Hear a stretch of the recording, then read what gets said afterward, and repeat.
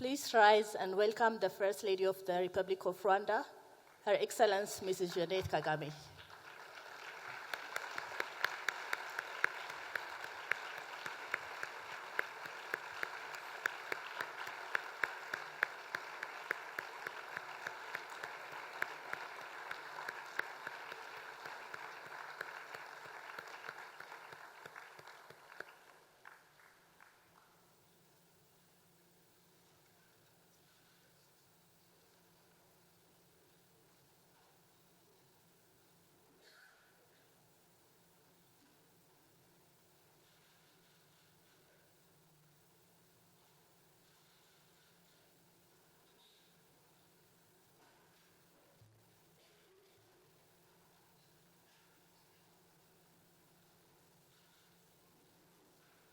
Thank you.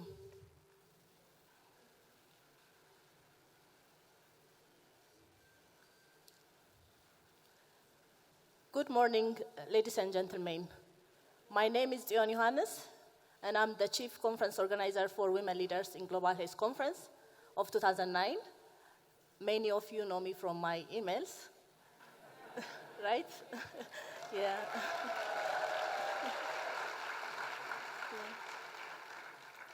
So on behalf of University of Global Health Equity, I'd like to welcome you to the Women Leaders in Global Health Conference.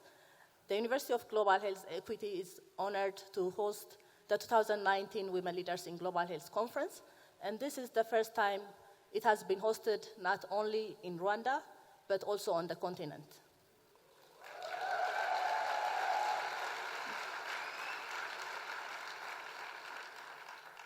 We are honored to be in the presence of such a diverse group of participants, all with a common passion for gender and global health equity. Amongst us, we are honored to be joined by a number of esteemed guests, including the First Lady of the Republic of Rwanda, Her Excellency Mrs. Jeannette Kagame, Her Royal Highness Princess Dina Mired, and honorable ministers. The conference is also hosting about 1,000 participants from across the globe, including chancellors, vice-chancellors, and deans of global academic institutions, global health advocates, researchers, students, community health workers, development partners, supporters, and friends of global health. During the course of the conference, 26 sessions will take place on various women's leadership issues and global health issues. It is also the aim of the conference to formulate a call for action at the conclusion of this event. Please attend these sessions and use the opportunity to network with global health leaders and community. Our first speaker has dedicated his life to improving healthcare for the world's vulnerable populations. He is the co-founder and chief strategist of Partners in Health, which many of you may know is an international nonprofit organization that has provided healthcare services and undertaken research and advocacy on behalf of those who are sick and living in poverty. Our speaker and his colleagues have pioneered novel community-based treatment strategies that demonstrate the diversity of high-quality healthcare in resource-poor settings. He is the Chancellor of University of Global Health Equity, Colocotron's University Professor and Chair of the Department of Global Health and Social Medicine at Harvard Medical School. He is also the Chief of the Division of Global Health Equity at Brigham and Women's Hospital in Boston.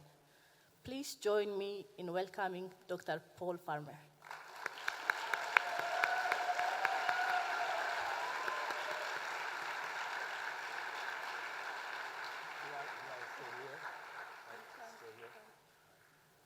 Am I in the right place? Sorry.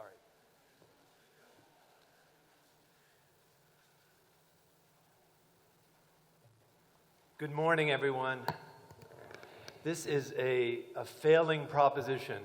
What exactly do you not want to do if you're some Mzungu white guy is to launch a women leaders conference? So I'm trying to be a good Christian and not be mad at Dr. Agnes and others who've put me in this difficult position.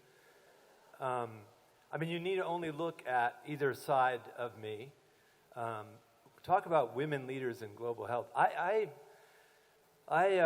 get it 24/7. Everybody that I work with is a woman leader in global health.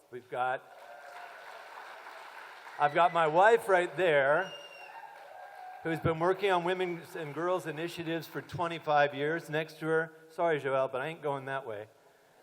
Next to her, Sheila Davis, the director of Partners in Health, one of the great champions of nursing.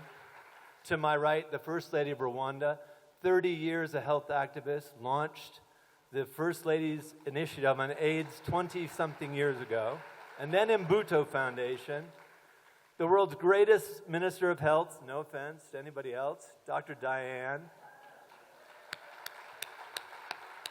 Princess Dina, tireless advocate for especially children facing malignancies in resource-poor settings around the world, not just in her native Jordan. Dina, finally you're here, welcome. And then, last but not least, the woman who made me stand here in front of all of you and launch a Women Leaders Conference. She said, all you need to do is say you're an ally. I am an ally, and a feminist ally. You know, it's been a quarter of a century or more. We start focusing on these obvious points, for example, that educating girls is the way to promote health and well-being and economic development. That has been very much part of the recipe for success in Rwanda. The massive investment that we have seen over the last 20 years in healthcare and education in this country. Many of you are not first-time visitors, and for those of you who are, I would just say, we've never seen the kind of progress that Rwanda has made since it started from way behind zero back 25 years ago. Whether you look at maternal mortality, child mortality, infant mortality, or look at case fatality rates with the leading infectious killers, malaria, HIV disease, and tuberculosis, Rwanda can claim to have seen over the last 15 years the steepest declines in mortality ever documented at any time and at any place. Please join me in congratulating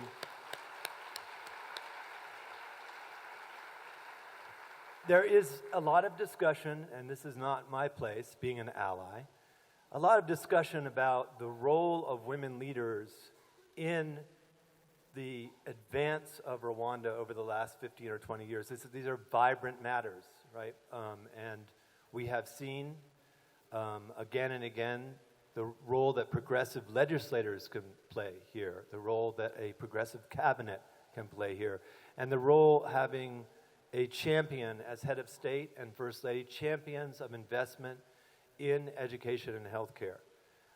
It is not a mystery that these returns have been so profound, in part because the quantity of investment in healthcare and education has been not just deep, but of high quality. So if you look at investments of the public treasury in sub-Saharan Africa in healthcare, Rwanda leads the pack on this continent.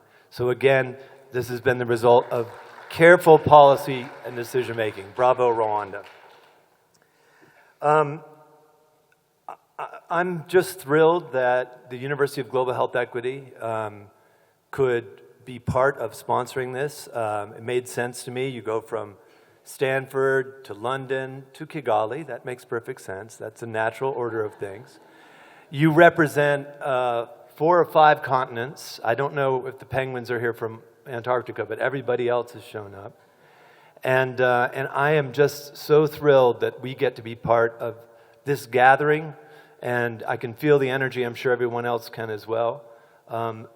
Good luck during the course of this conference, and I know we're all going to learn a lot from each other. And again, thank you for allowing University of Global Health Equity to help sponsor this conference. Thank you all.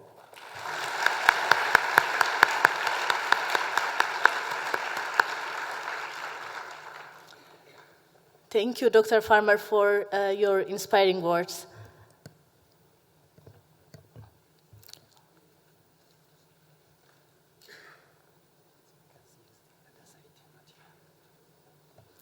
Our next speaker is a passionate global health advocate for cancer control and non-communicable diseases.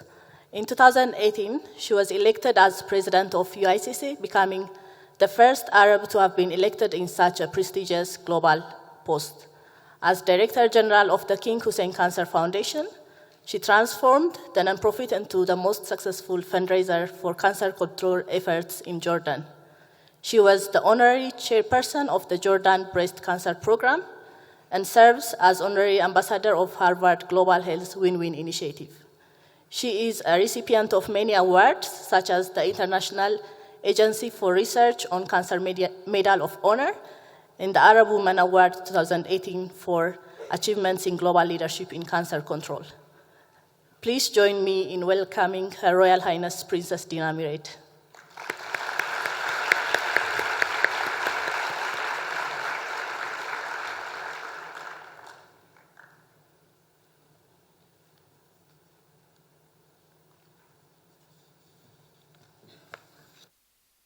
Good morning, everyone. Your Excellency, the First Lady of Rwanda, Jeanette Kagame, Professor Agnes Binagwahu, Your Excellency Diane Gashumba, the Minister of Health, my dear friend Professor Paul Farmer, Professor Abebe Bekele, colleagues and friends. Thank you for inviting me to be part of this important conference in Rwanda. I would be amiss not to mention why I made it a point to come here to Rwanda. I have been hearing for such a long time about the amazing achievements in health here. So I actually came here to see for myself. And I have to say, from the moment I landed at the airport, I am seeing many things. Many things. And I'm coming back with lots of recommendations to my own country, starting from now. Your country, Rwanda, has become a role model on how political will and commitment, proper and sustained planning and implementation can transform a resource-poor country's health system to one that is taking on the challenges one by one and ticking them off the priority list. You have been a role model in your implementation of universal health coverage, covering 90% of the population with essential health package and providing free human papillomavirus HPV immunizations to all girls from 11 to 15 years old. Amazing. You have also been a role model on how you utilized both public and domestic funding for health, as well as leveraged international funding to finance your plans. And you have now taken on a new challenge, the City Cancer Challenge, which is an initiative that was launched by UICC, established and incubated to become its own foundation to improve cancer treatment. Your country, Rwanda, is truly an example for us all. I have to admit two things before I start. The first is that before I started writing my speech, I struggled quite a bit to contain this vast topic in the 10 minutes allotted for my keynote speech, as it has so many facets and intersects with so many deep-rooted issues: poverty, lack of education, centuries of male privilege, sexual harassment and violence, lack of societal and family support, disenfranchisement, and many more. So I hope that by the end of the 10 minutes that I give this important topic the justice it deserves. Secondly, given that the topic revolves about inequity and gender imbalance, I have to come clean. As former Director General of the King Hussein Cancer Foundation for 15 years, I was guilty of extreme gender imbalance. 99% of my staff were all women, and all were in senior positions, except for one male, and then we let him go. So there you are. It is commonly said that potential and talent is universal, but opportunity is not. Which is why I don't quite relate to the term empowerment of women per se. We don't have a better term, but, I have issues with it, as I feel we as women are born innately powerful and innately with great potential. It is just that certain environments and groups have historically worked to disempower and disenfranchise women from the opportunity to lead and engage as equal partners. As we speak today, the female health workers comprise 70% of our health workforce worldwide. Yet women occupy only 25% of leadership positions in health. This means that people that are making the critical decisions of how doctors are trained, how health resources are allocated, how strategies are implemented around the world are disproportionately male. This statistic screams not only of gender discrimination and bias, but also of unwise and, quite frankly, unintelligent thinking. Why is it that the powers to be decided that it is of no value to them to utilize the perspectives of this huge female workforce that not only works on the ground in the heart of the community, a workforce that knows the challenges and intricacies on the ground, but a workforce who also, by the miracle of our gender, have exactly the kind of qualities that are actually needed to lead and influence the right healthcare decisions. Women are nurturers, empathizers, multitaskers, committed, practical, have integrity, honesty, and most importantly, we have management skills with great emotional intelligence. No one, and I think many males here who are married or otherwise, no one can beat the success rate of our antennas in understanding people and their motivation. Just listen to us. We all know that women are the main drivers of healthcare delivery and are potentially powerful agents of change. We all know this from the day we are born and held in our mother's arms. We all know that it is the women in our lives are the ones who were the tireless custodians of our health. So at a time when global health is being tested and challenged with an avalanche of communicable and non-communicable diseases, climate change-induced emergencies, wars and refugees leading to healthcare delivery crisis, Ebola, etc., ironically, we continue to disenfranchise both the knowledgeable and most affected half of the population from engaging and sitting at the policy table. Mind-boggling, to say the least.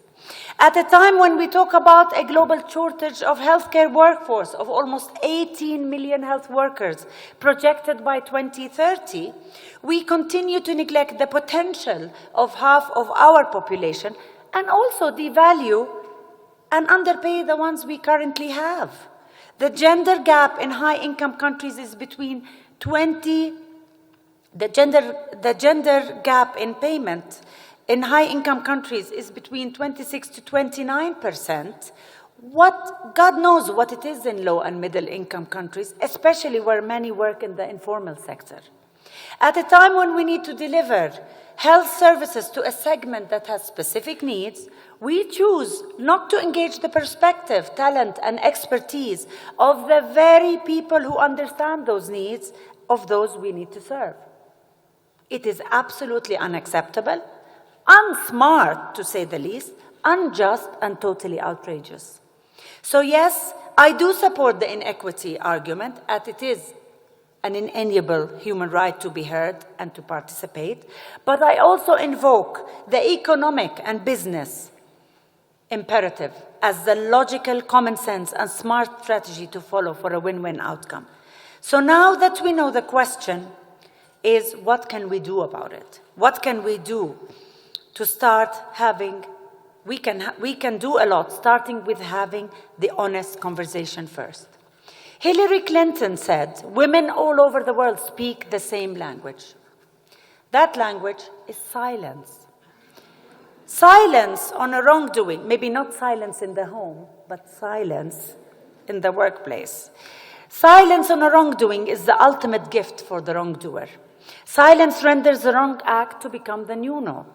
And then worse, the new norm just becomes the norm, or this is how it has always been. Till one forgets that seminal moment when it actually shifted, and why it shifted. What happens after that, the norm becomes the mundane, not worth to be part of any conversation.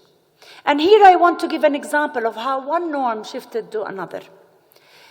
Khadija, the first wife of our Prophet Muhammad, is often touted as the first believer in Islam and our Prophet's supporter through thick and thin throughout their marriage. However, what is not touted, conveniently, as often, is the fact that she was the first one to propose to our dear Prophet.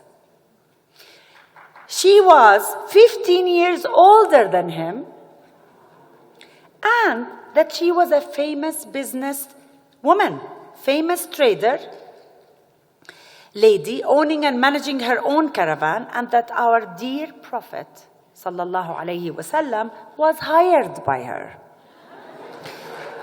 That role model, norm, somehow shifted across the years, not by Islam, who empowered women, but by culture and by the powers to be slowly forging a new norm and a new narrative, certainly the effects of which we see in many countries in the Islamic world and others.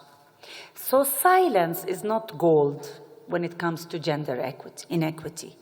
Silence renders gender equity conversation to remain a buzzword in academic circles only in many countries, and not enter the mainstream conversation in any shape or form. Certainly, the gender balance conversation in my country, especially when I was told to come and give a keynote speech here, I suddenly put the gender lens. I said, wait a minute, I've never seen a female health minister in my country.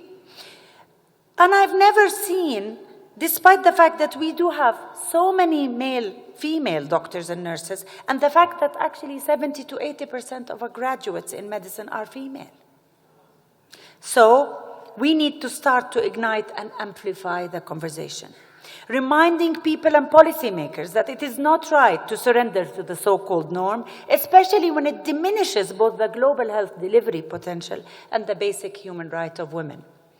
And after acknowledging gender imbalance, policymakers need to decide to firstly commit to redress this gender inequity, same way as you are doing in Rwanda. The 2017 Global Health 50-50 report found that 45% of 140 global health organizations surveyed had no commitment to gender equality in their strategies or policy. So deciding to commit, to have a line item in your strategies that you should have a gender lens is the first step. The approach has to be one of transformation, as Band-Aid and token solutions cannot work anymore. We need solutions and tools that look into the revamping of the core institutional system that was and still is historically designed for men, that either barricades women from entering leadership positions or one that does not incentivize them from going up the career ladder. We all know many of the gender barriers to women entering the workforce: gender discrimination, implicit bias, gender pay gap, sexual harassment and assault, family life, work balance, childcare and lack of mentorship, and other reasons that have been found to be systemic barriers to women's advancement in global health careers. And we all know that once we decide to fix this unjust and inefficient system, the solutions and the tools are there. Countries that have made the commitment and succeeded in this made sure they applied a gender lens on all their health policies and strategies with a view to minimize the obstacles. Placing a fresh new gender lens on nursing function, for example, would trigger, for example, the logical question as to why this important and skeletal function of any hospital that has traditionally been implemented by women have to be at the bottom of the hierarchy in a medical setting when we all know that without it, no one hospital can function at all.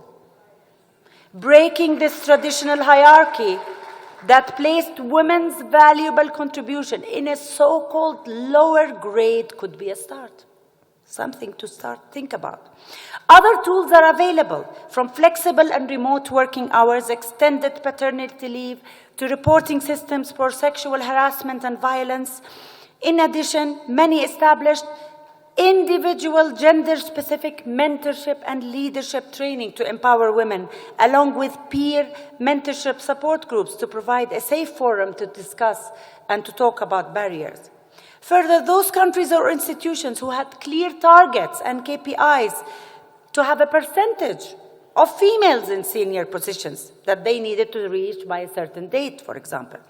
Very important. Those are the ones who succeeded. After all, as Margaret Chan, former Director General of WHO, said, what you don't measure does not get done.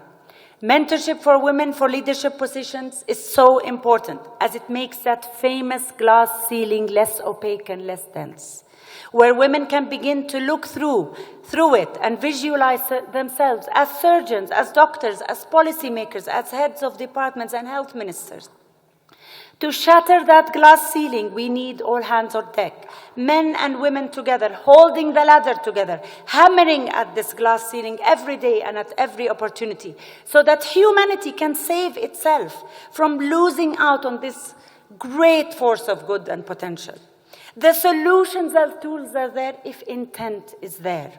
When I was honorary chairperson of the Jordan Breast Cancer Program, I saw firsthand the power of women unleashed to deliver awareness and support to all women.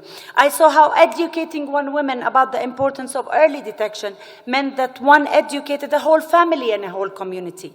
I saw the value of utilization of midwives, community health workers, as well as NGOs, women's NGOs, in disseminating training on early signs of breast cancer and, most importantly, on breaking stigma. We also involved men in understanding their implicit and explicit part in being a barrier to accessibility of early detection services due to fear of stigma and divorce. The success of the program was designed to include all stakeholders and influencers in the design and the solution. From one program that we all worked upon, we proved the value of women as advocates, committed healthcare workers, insightful decision makers, and fully responsible for our own health and family and community. And we saw their value in accessing homes that would otherwise be inaccessible to male health workers. The Jordan Breast Cancer Program succeeded in having the percentage of women presenting themselves at late stages of the disease from 70% to 35%. And we started to see stage 0.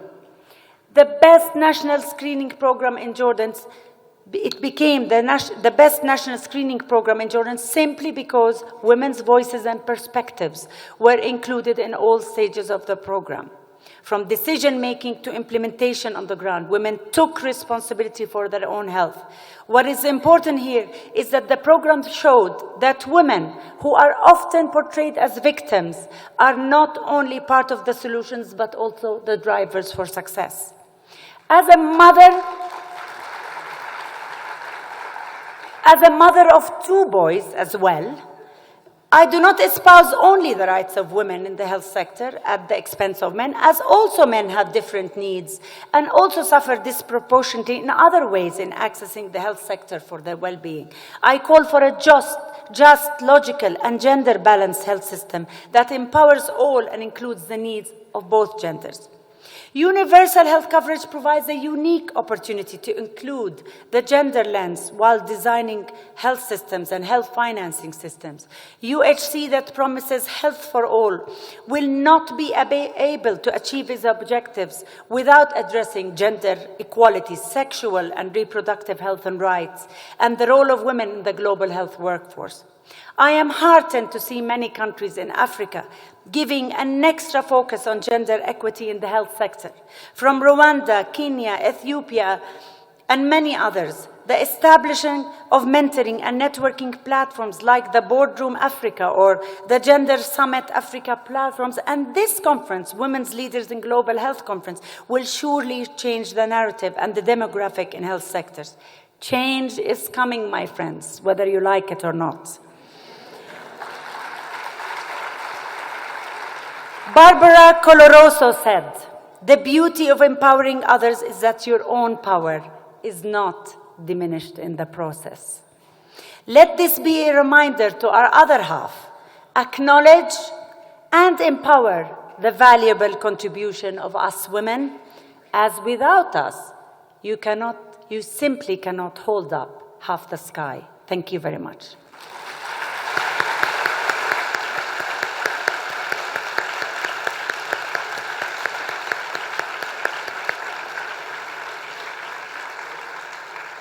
Thank you, Your Royal Highness.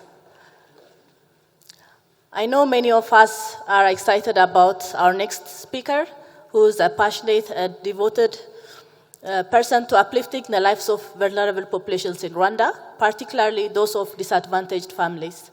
As the founder and chairperson of Imbuto Foundation, she oversees several initiatives that cater to one's entire life cycle through a holistic model covering projects in health, education, youth, and economic empowerment. Initially established to support families affected by HIV/AIDS, Imbuto Foundation, through her leadership, has championed and continues to advocate for access to quality and timely health services and information for all Rwandans by pioneering initiatives such as Mutuelle de Santé, Rwanda's health insurance scheme, and adolescent sexual reproductive health and rights, among others. Please join me in welcoming the First Lady of the Republic of Rwanda, Her Excellency, Mrs. Jeannette Kagame.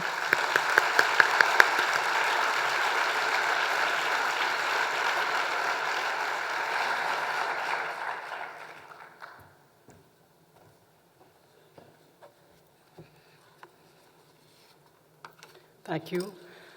Your Royal Highness, Princess Dina Mired, the Chancellor of the University of Global Health Equity, Dr. Paul Farmer, a friend, Executive Director of Women in Global Health, Mrs. Rupa Dutt, Honorable Ministers and government officials, distinguished ladies and gentlemen from the academia, honorable guests, ladies and gentlemen, good morning.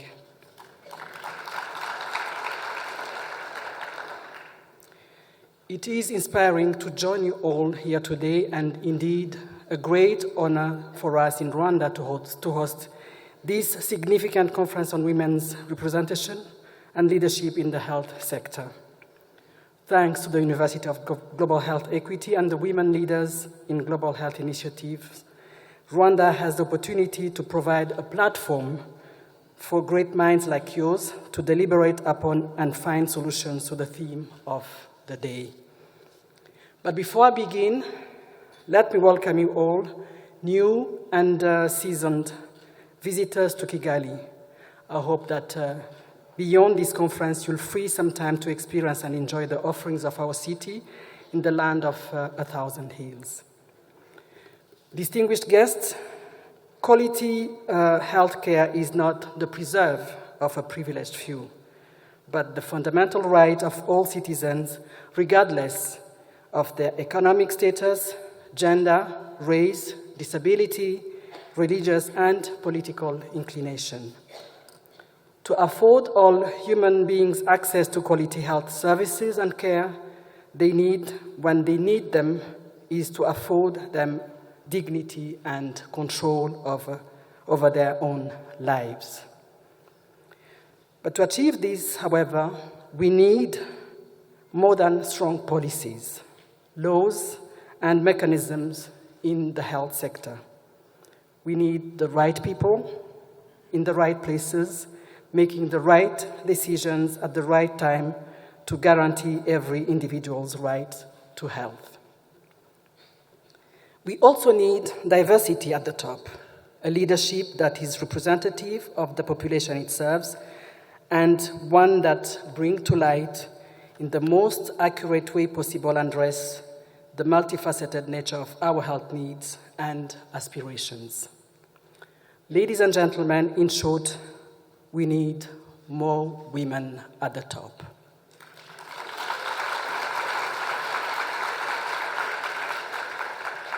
According to statistics of the WHO, female health workers make up 70% of the global health workforce, yet only 25% of women hold leadership positions.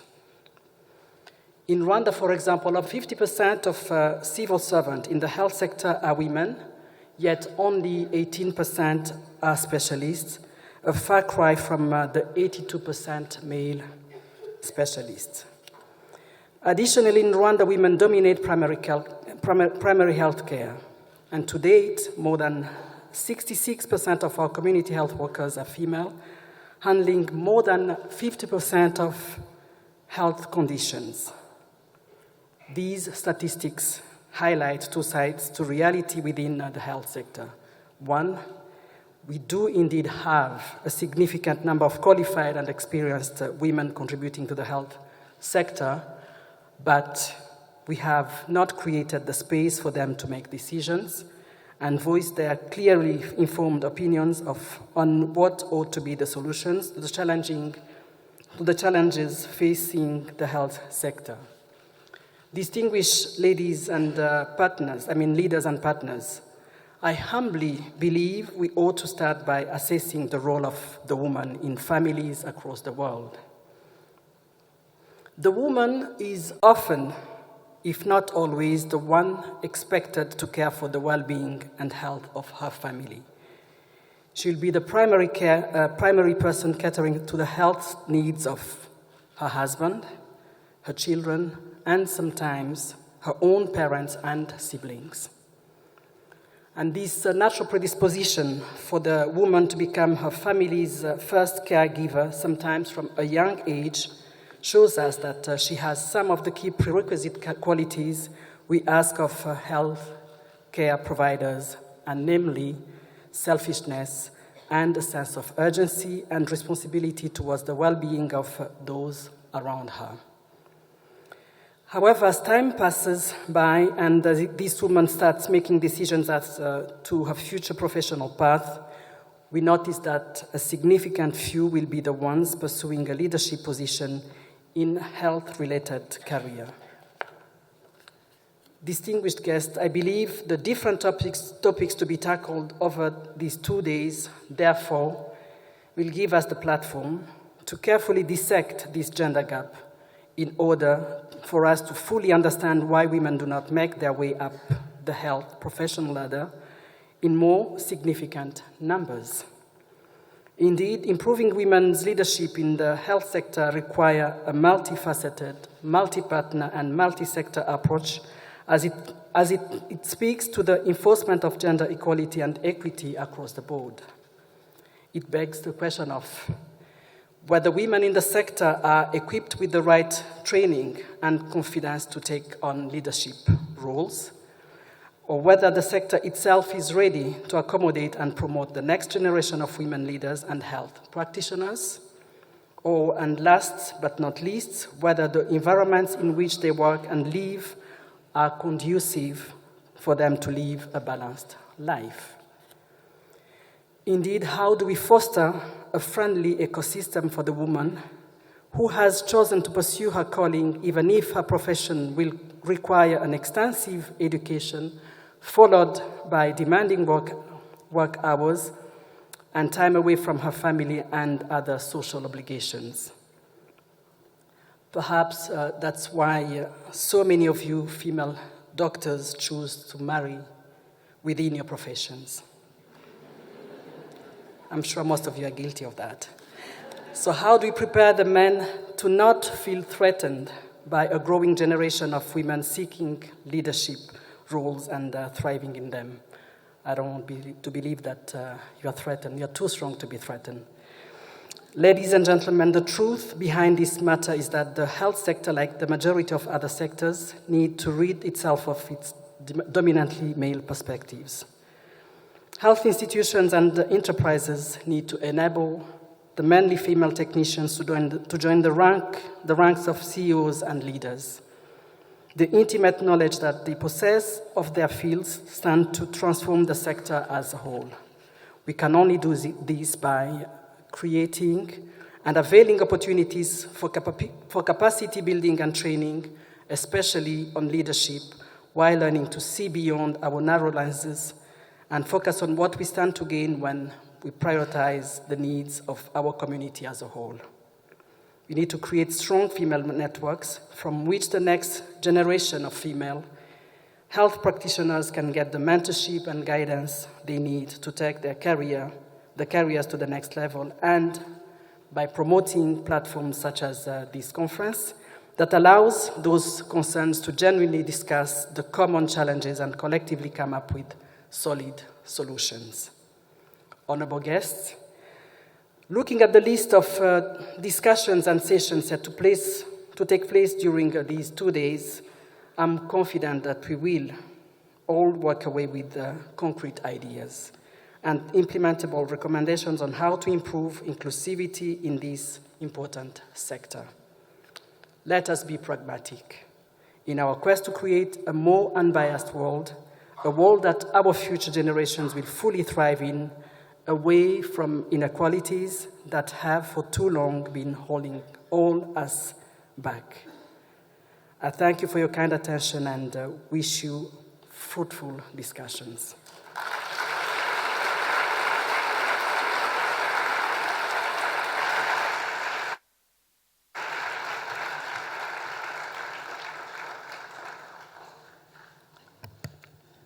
Thank you, Your Excellency, for your inspiring words. It is indeed an honor to have you here with us.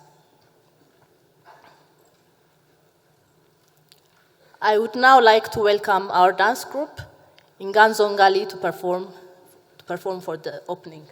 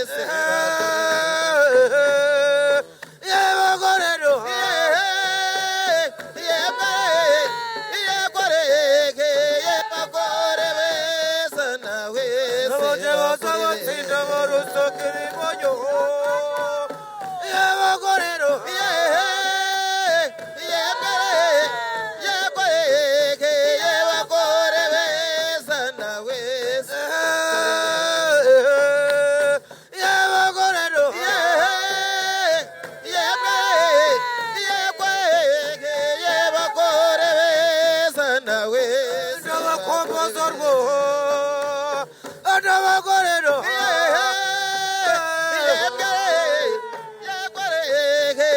bakore beza nawe se bakore beza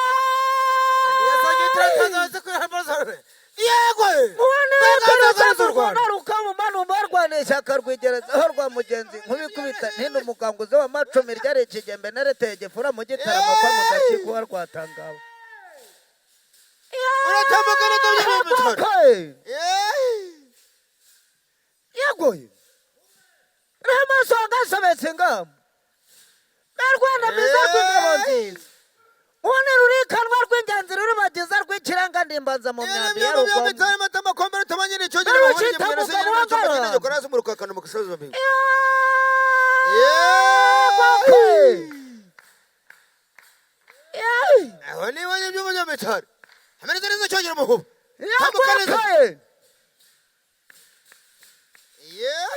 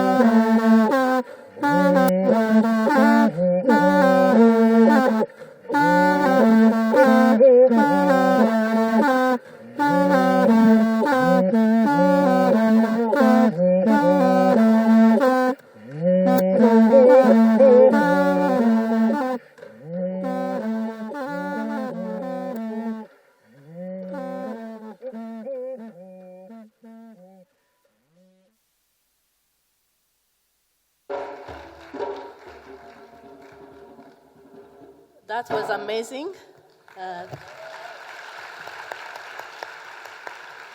Thank you, Nganzo Ngali, for this amazing performance. As we noted earlier, please try to enjoy the various panel sessions and discussions we'll have over the next 2 days.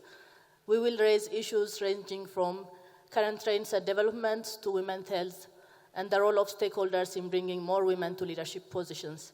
There will be specific panel sessions around community health workers, healthcare providers, women in surgery, innovation, science and policy, among others. With this note, I would like now to call Dr. Zahira McNatt to introduce the first panel session of this conference.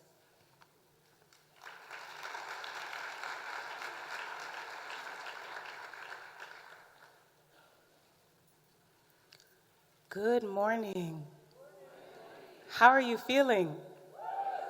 Oh, excellent, excellent. Her Excellency, Mrs. Jeanette Kagame, the First Lady of Rwanda, Her Royal Highness Princess Dina Mired, honorable ministers, distinguished guests, friends and colleagues, and my UGHE family. Thank you all for joining us today for the first panel discussion of the conference entitled What We Have Learned in the Health Sector from women's leadership in African history. My name is Dr. Zehara McNatt, and I'd like to introduce your chair, Ms. Rose Rahubihihi, the Chief Gender Monitor of Rwanda. Ms. Rose will chair this morning's panel discussion with our distinguished guest. Rose is the head of Gender Monitoring Office, a government institution entrusted to ensure accountability of public and private institutions in implementing gender equality in Rwanda. Before joining the Gender Monitoring Office in 2013, Ms. Rose worked for more than 15 years with the UN in several countries in Africa, as well as the United States. Through her many years of experience, her main focus has been promoting gender equality and women's rights in development, with specific focus on governance, peace, security, and the prevention of violence against women. Please join me in welcoming Ms. Rose and her distinguished speaker, Ms. Professor Philomena Steady.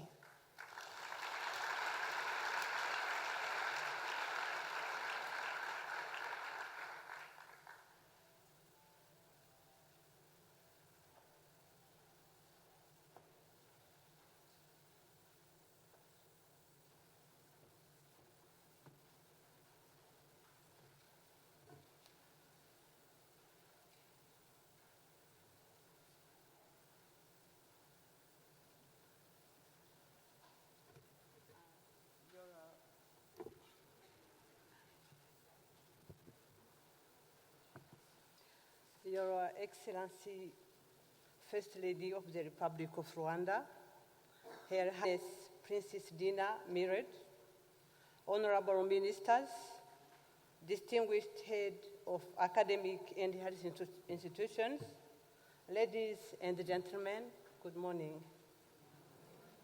I'm very privileged today to chair this session, and this panel is a very interesting subject that is going to explore how women were leading in African history in the health sector. The session is going to explore what was the role of women in African history in terms of their roles in health in their community. What does history show us about women's leadership role in African history, and what changed between then and now? And for this, we are going to be enlightened by a very renowned professor, Professor Philomena Steady. And Professor Philomena Steady is coming from Sierra Leone, and she is a professor emerita of African Studies of Wellesley in the US.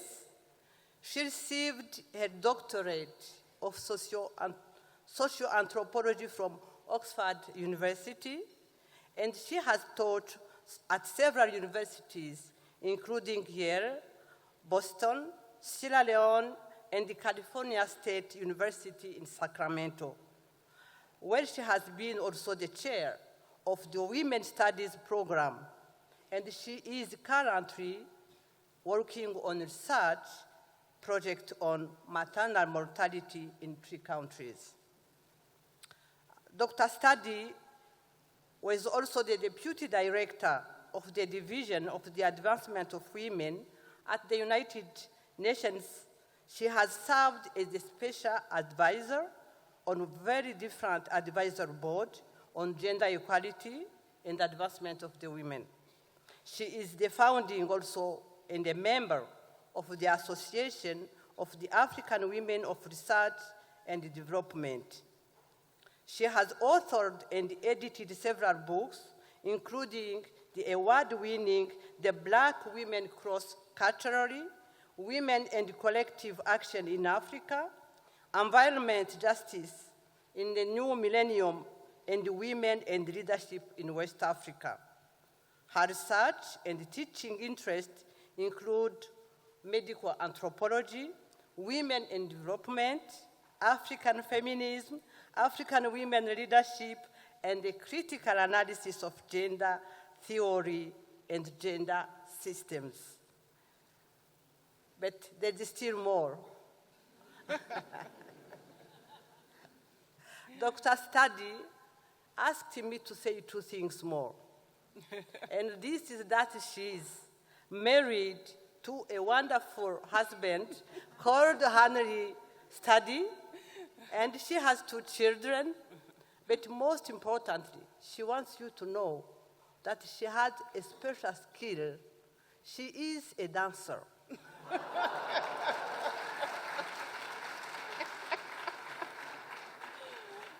And if you don't believe me, wait tonight at the dancing floor, you'll see it. Ladies and gentlemen, please join me to welcome Dr. Sadi.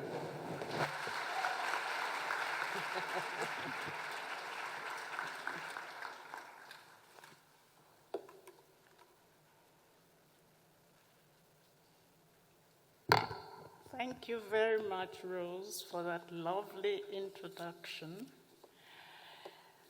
It is an honor to participate at this august international gathering. I want to thank the organizers for this important and timely event and for making me a part of it. Research has shown that gender constructions rather than male-female biological attributes account for gender inequality and gender hierarchies. These inequalities are reflected in most institutions and professions in society, including the medical profession.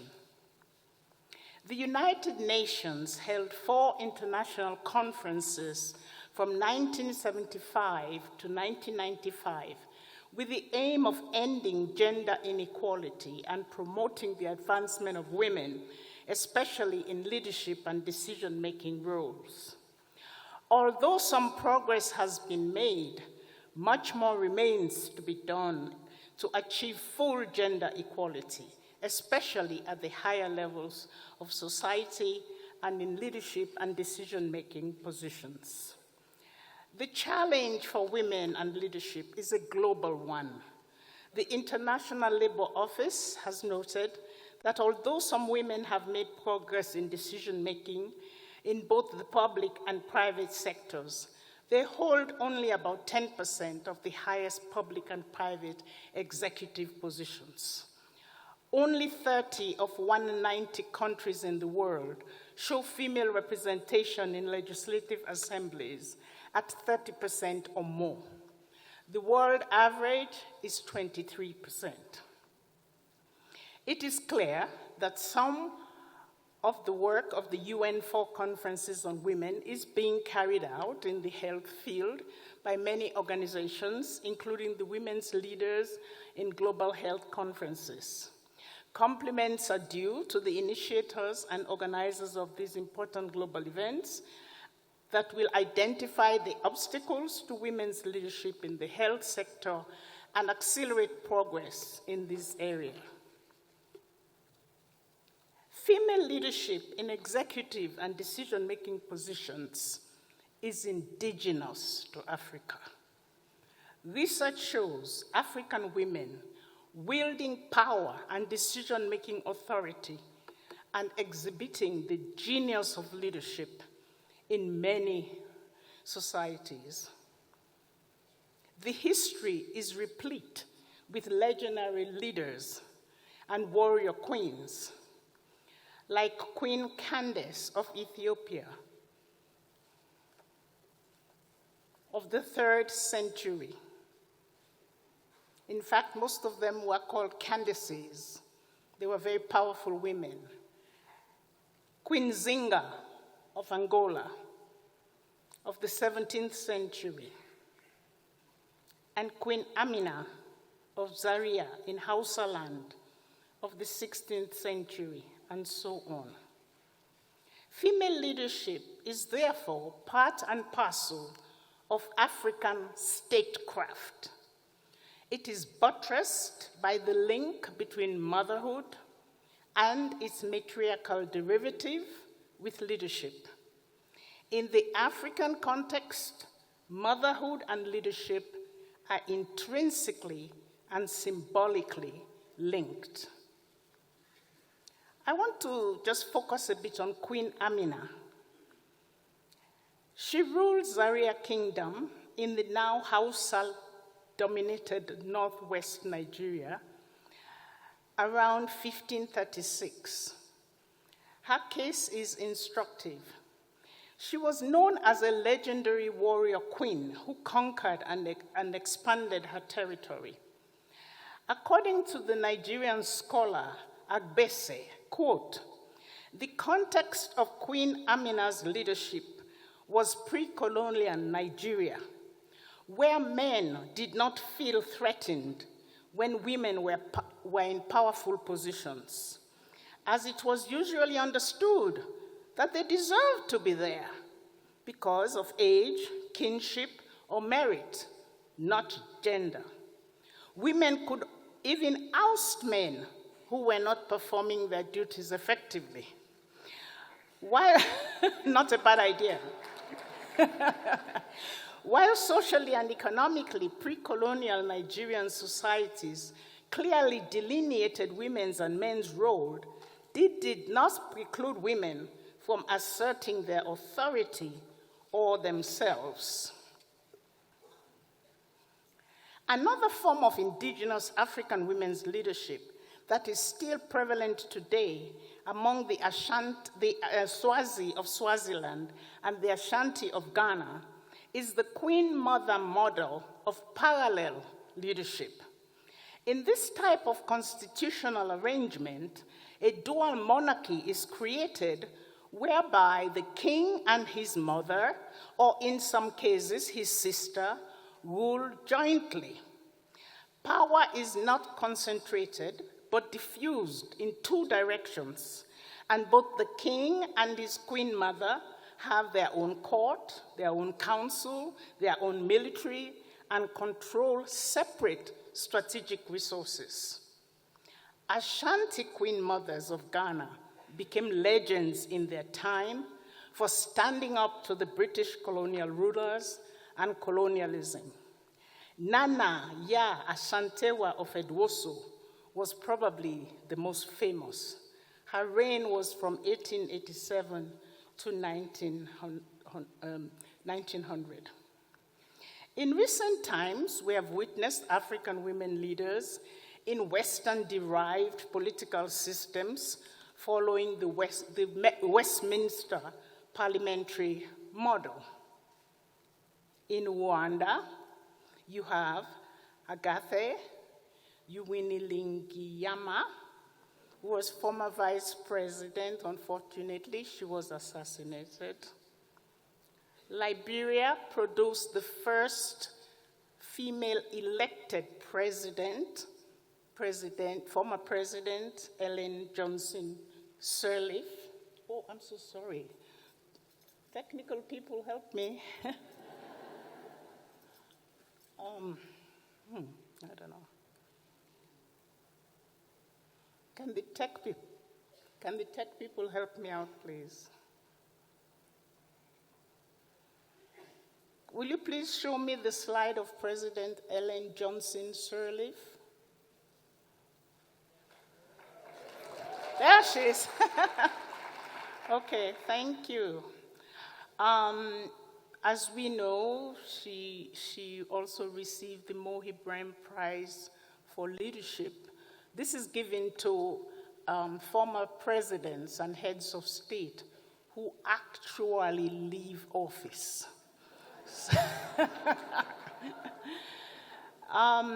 We then have the next slide, I think,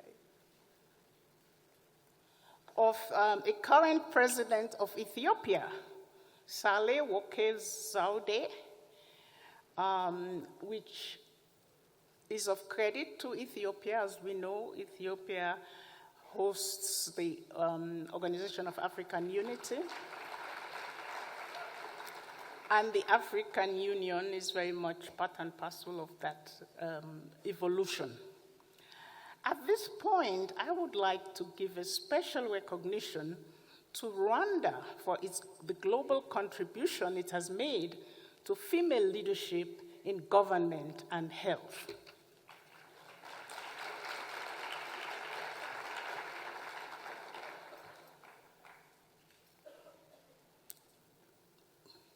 Tech assistance, please. Could you give me the special slide that says special recognition of Rwanda's contribution to female leadership in governance?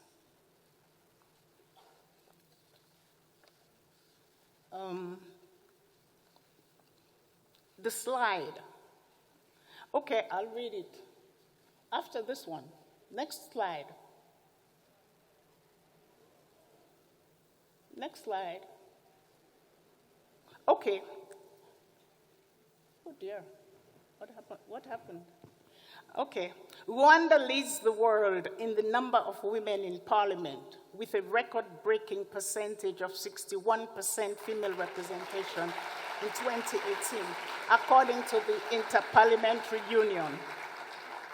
Secondly, Rwanda has also made great strides in global health leadership in reducing mortality rates, including the alarming rate of maternal mortality from 1,130 in 1998 to 248 in 2017. Sub-Saharan Africa has the highest maternal mortality, averaging 533 maternal deaths per 100,000 live births, which is really unacceptable. So, Rwanda, congratulations.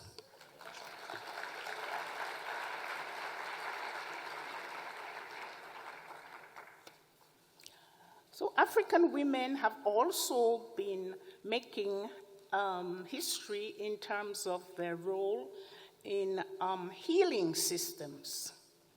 Evidence goes as far back as ancient Egypt, where Isis, or Aset, is depicted as the goddess of healing on the tomb of Ramesses III.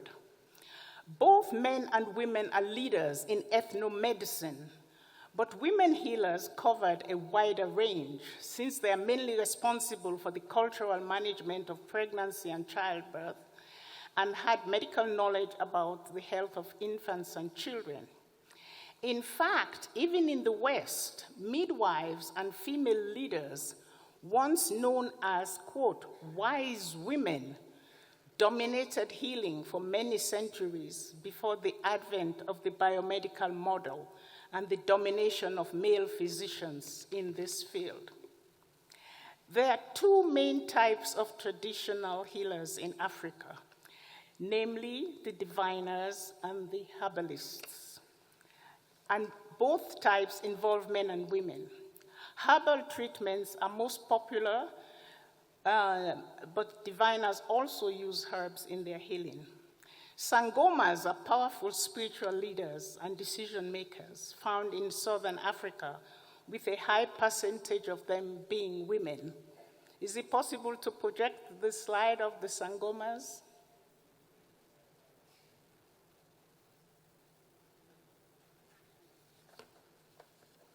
No?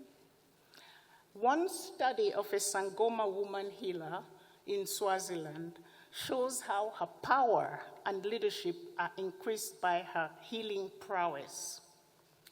Some Sangomas are adapting to the changes in the world of the internet, in the digital age, and conduct some of their businesses online.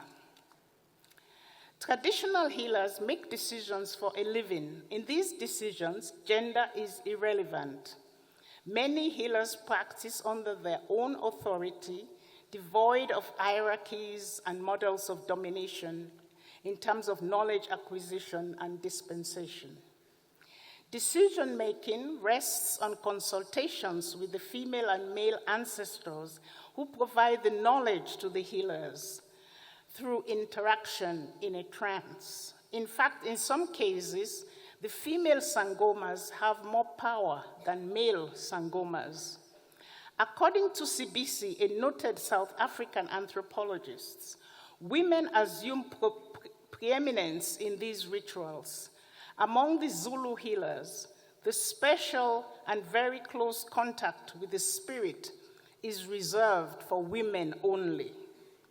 Such knowledge enables the healer to be empathetic with the sick person and to allow their own healing bodies to feel the experience and pain and suffering of the sick. Such decision-making authority emanates from African cosmologies about being and knowing in both the physical and metaphysical world.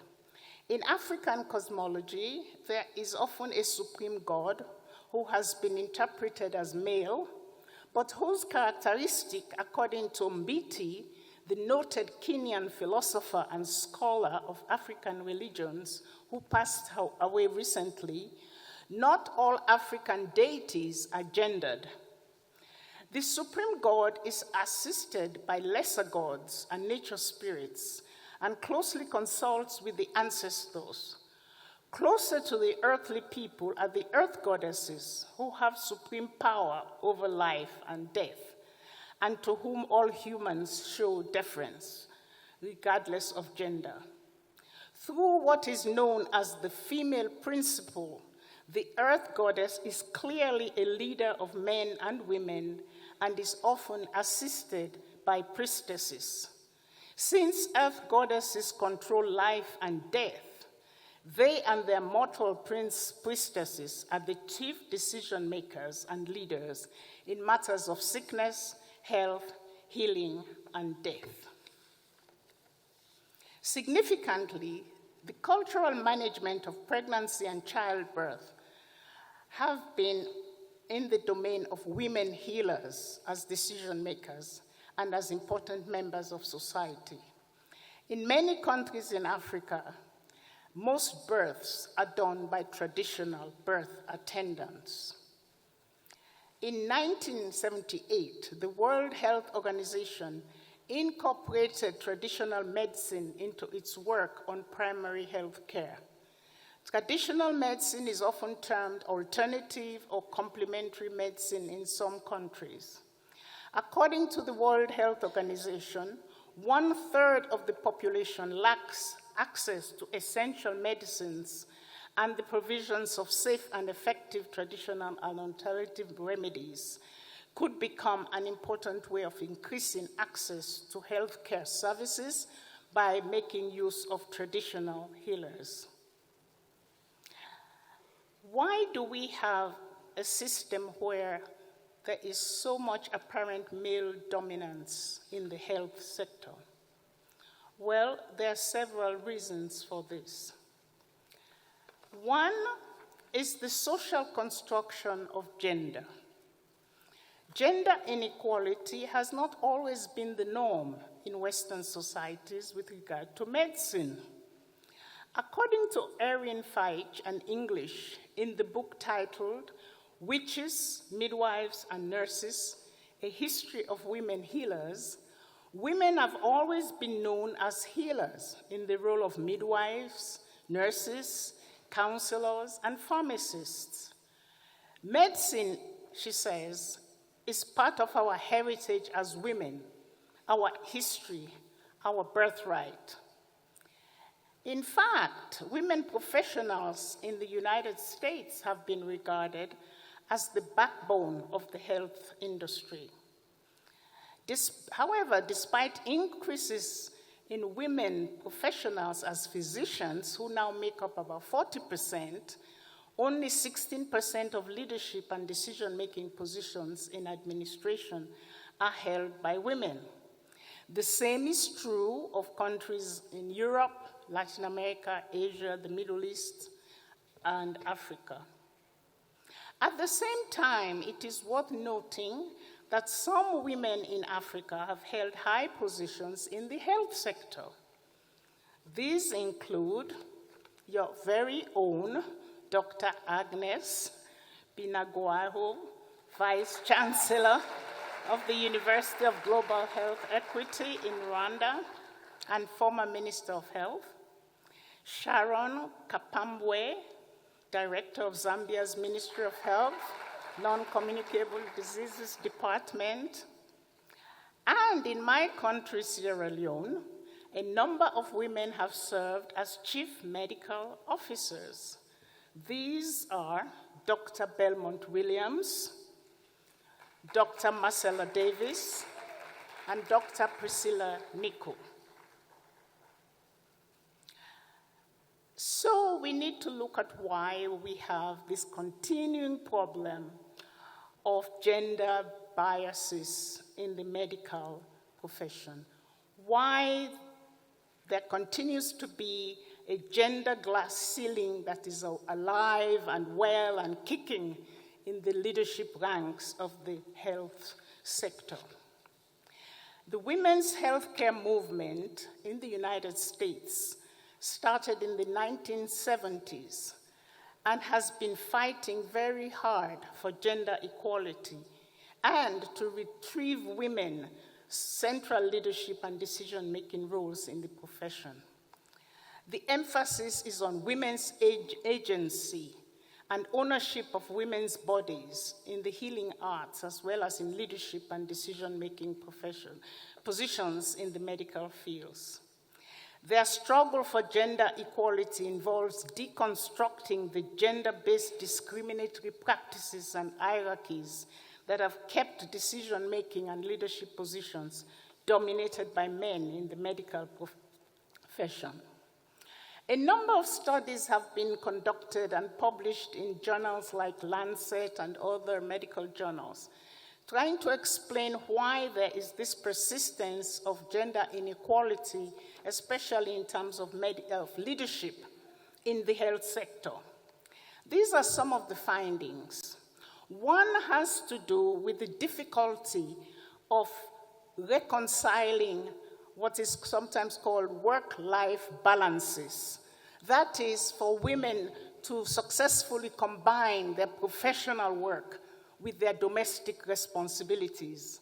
And to this day, even though the women's movement has been asking men to take more active role in doing domestic work and helping to raise children, very few men still are willing to do this. So we need to do a lot of work in that area if we're going to have equality in the professions. 2, gender-based discrimination in terms of admission, recruitment, promotion, and leadership, especially in decision-making roles. The Old Boys Network is alive and kicking. And so when decisions are made to promote women to leadership roles, of course, they favor their male colleagues. And some of this male culture has to be penetrated and exploded and destroyed, because it's really holding women back. 3, the prevalence of the view that men are the main breadwinners, and so they deserve to have this advantageous position, which is not true. In fact, women are increasingly being the breadwinners in many parts of the world, at least 30% or more, and it is rising. So we have to explode the myth that men are the main breadwinners. And 4, sexual harassment and assault. So these are the reasons that have been found in the research that shows why women continue to hold these secondary positions and why there are these barriers to their advancement. A second problem has to do with the impact of colonialism, especially in Africa. Patriarchal decision-making, which influenced scientific medicine and was propelled by what's sometimes called authoritative knowledge, was reinforced during colonialism. According to the noted scholar of Africa and the critique of Western devaluation of African cultures, Jan, he says, no other aspect of African culture had so alienated the European and the American than the practice of traditional medicine, which they dismissed as superstitious magic. Under European rule, African doctors lost most of their influence. The African healing herbs were replaced to a large extent by placebos from Europe. While traditional healing systems serve and continue to serve the majority of African people and have merit, they should also be subject to the same level of scrutiny and criticism as modern medicine. Colonialism also undermined a lot of systems that guaranteed female leadership, especially executive leadership and authority. A lot of women chiefs and paramount chiefs were actually demoted, or some of the rulers were dethroned and substituted with what was sometimes called warrant chiefs during the colonial era, because a lot of the colonialists did not accept African women in these executive positions. The imported medical system itself tended to institutionalize hierarchical arrangements that privileged the male gender in leadership. And so the health sector reflected this gender hierarchy, which even in the post-colonial system, we still have a problem of marginalization of women in many decision-making positions. The third reason for male dominance is due to what's sometimes called the imposition of authoritative knowledge as being superior to other healing systems.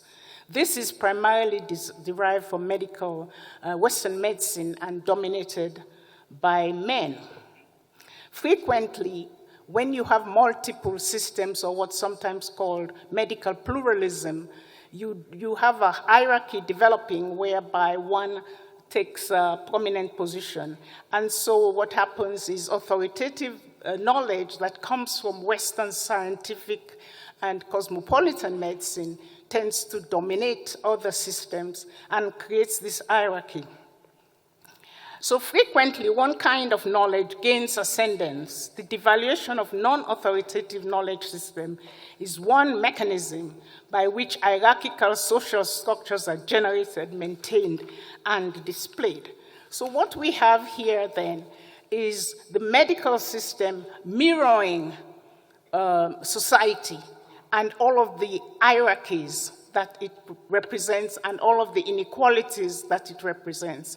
And the health sector itself then becomes more or less a replica of society and its hierarchies, of which gender hierarchy is an important part. So in order to conclude, I think we can have three main points of conclusion here, where we can say that, one, the medical profession is a reflection of the hierarchies and structures of society, including gender-based hierarchies. Change in global health leadership towards gender equality is already taking place, but the pace is very slow. Fundamental changes are necessary in the current gender arrangements reflected in the domination of men in leadership positions in the health sector. Two, the history of African women's leadership and authority can provide valuable lessons for modeling female leadership to strengthen cosmopolitan medicine and break down its hierarchical and authoritarian proclivities. Three, change is on the way, but requires urgent and constant vigilance and hard work for the effective advancement of women's leadership in global health. And I thank you very much.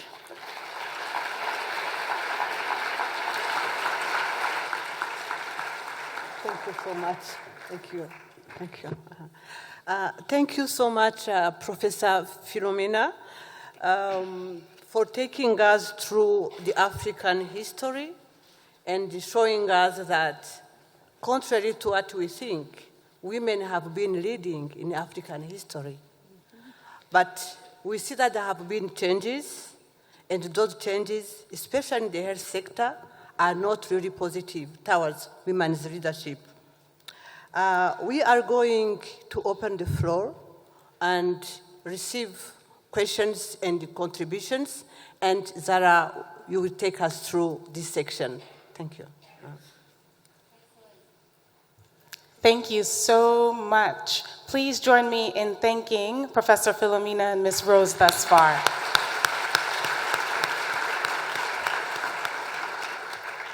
I hope that you're feeling inspired. I know that I am by Professor Philomena and Ms. Rose and Queen Nzinga and our Ashanti Queen mothers and all the women that have come before us. So we are grateful for what we've learned this morning. We would like, as mentioned, to open up for a few questions. We will, in the interest of time, take 3 questions at once, and then our panelists will answer those, and we will close at this session at 11 o'clock.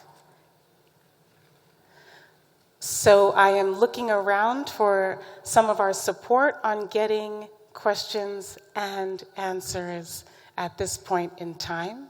There should be some microphones.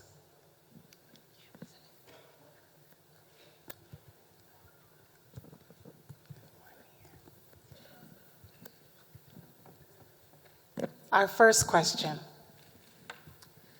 Thank you very much. My name is Professor Adres Malata. I'm from Malawi. Actually, in Malawi, we are the first woman to be Vice Chancellor of a public university. So, Professor, you've really inspired me. I think the question I have for you is, what support system should we build for those that become first leaders in their sector? So I was first Vice Chancellor. I have no role model in my country. What effort should we put in place to support those that are taking leading position so they don't actually become so, exhausted and perhaps they have no one to talk to? What should we do? And I know your history is very impressive. Share with us your insights on this matter. Thank you very much. Our second question, in the front. Thank you so much, Professor. How enlightening, how eye-opening. My name is Desta Lako. I am the Global Director for Partnerships at AMREF Health Africa. I am also the Chair of Women Global Health Hub for Africa, and we are based in Nairobi. Very exciting to see some of the history that we don't really know on women leaders. I'm originally from Ethiopia, where Sahle-Work is our president. We're very proud of that advancement and all of the other advancement of women before us on whose shoulders we stand. And I think for us, when we think about global health, women leadership in global health, particularly in Africa, the question really is, how do we find the resources? Where does the investment come from to support leadership training? This is, we are leaders as women, but we need investments. And so from your perspective, how can we find those to invest in leadership and capacity building for women in Africa? Excellent. One more.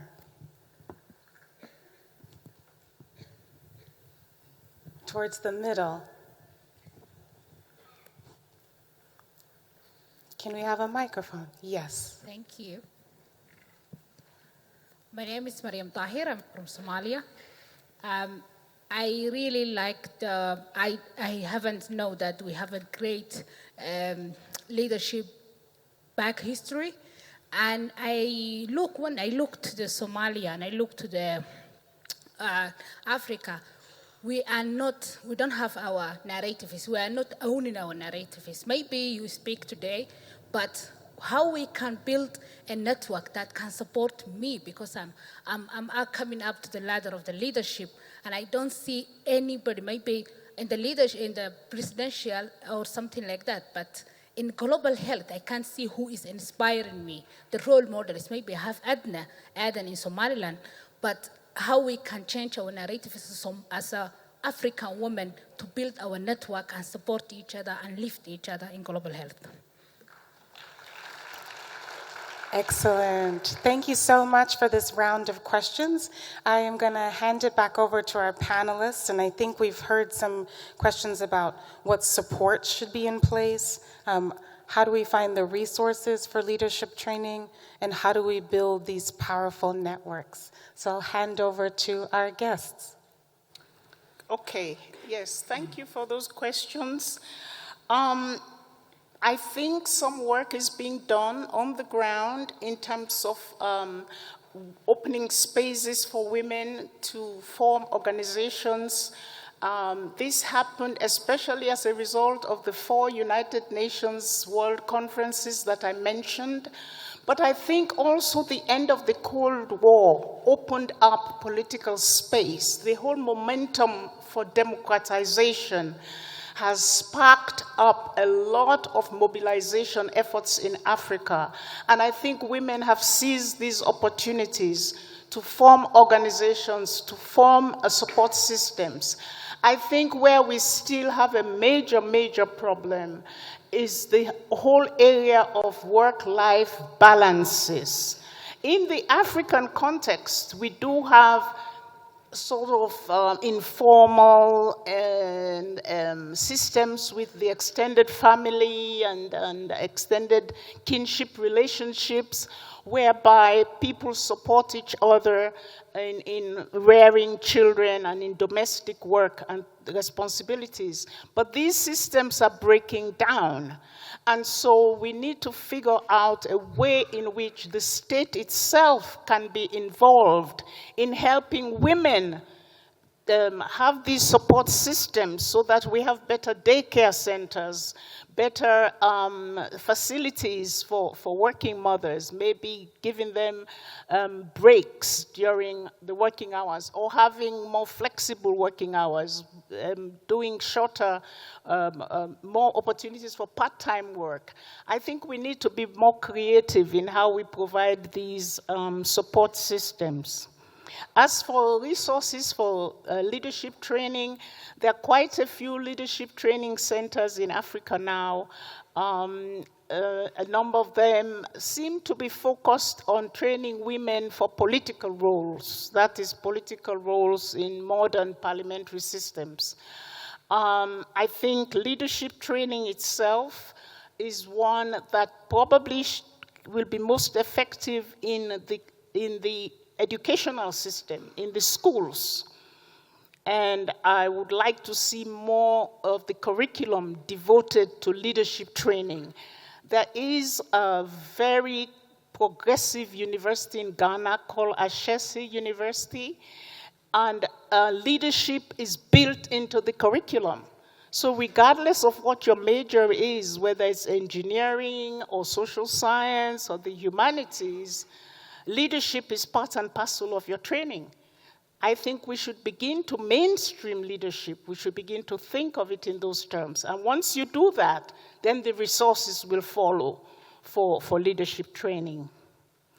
And there was something about network. Did you get that question, Rose? Yes. Okay. I think, they say necessity is the mother of invention. I have seen a lot of self-help groups sort of emerging out of some of the economic constraints that people are facing now. Women are willing to support each other and, help deal with a lot of emergency situations and household challenges. I think more can be done in this area. I know a lot of NGOs that are working in this area, but I would appeal to the international people in this room to please support the local NGOs. Yes. They are the ones on the ground working closest to the people. There are many international NGOs, and some of them are very wealthy. And some of these NGOs lead opulent lifestyles in Africa. I mean, it's an income-generating enterprise. I mean, you can even speak of aid business. People are getting wealthy out of this whole NGO aid business, or whatever you like to call it. But please, the people who are really doing the work with the ordinary people at the grassroots level are the ones who need these resources. We have to find ways of getting those resources to the people.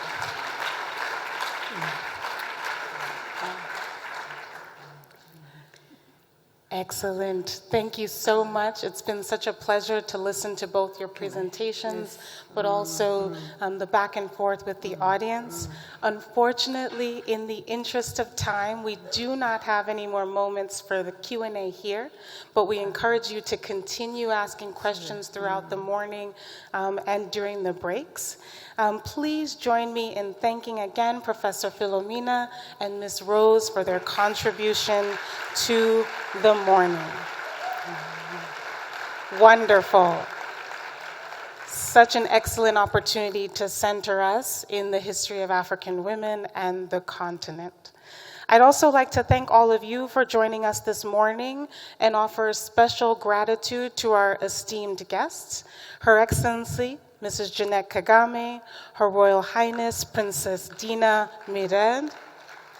I'll ask that everyone in the room please remain seated as we escort our guests out of the hall. We will also be making a few housekeeping announcements, so please remain seated.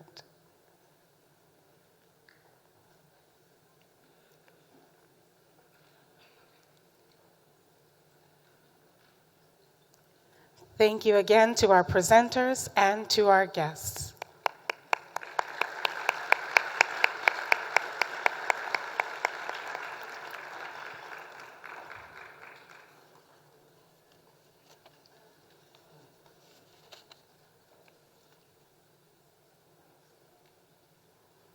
So a few of our housekeeping notes. I hope thus far you are feeling inspired and motivated.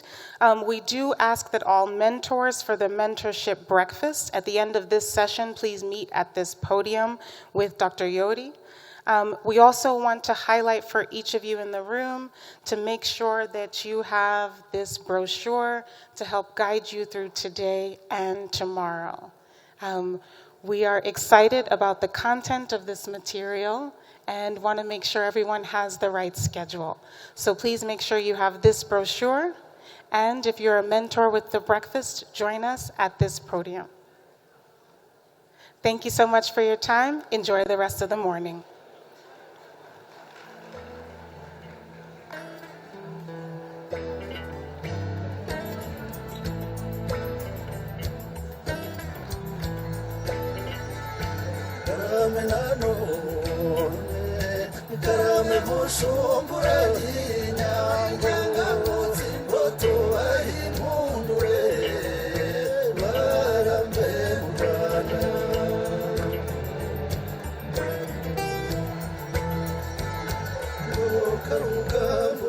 Please be sure to join us for the coffee break and also for the booth setup in order to utilize your phone application. Thanks again.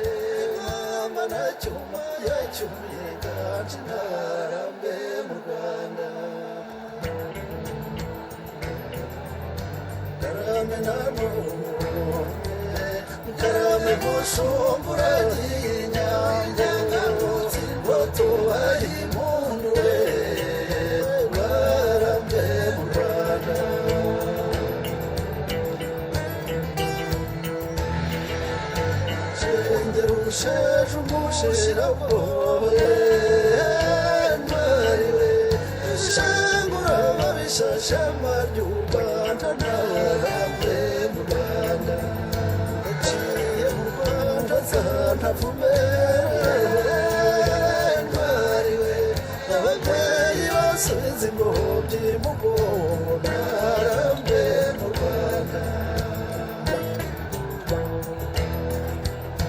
Karame nanone Karame mushumbura y'inyange ngavutse ngo tubahe impundu we barambe mu Rwanda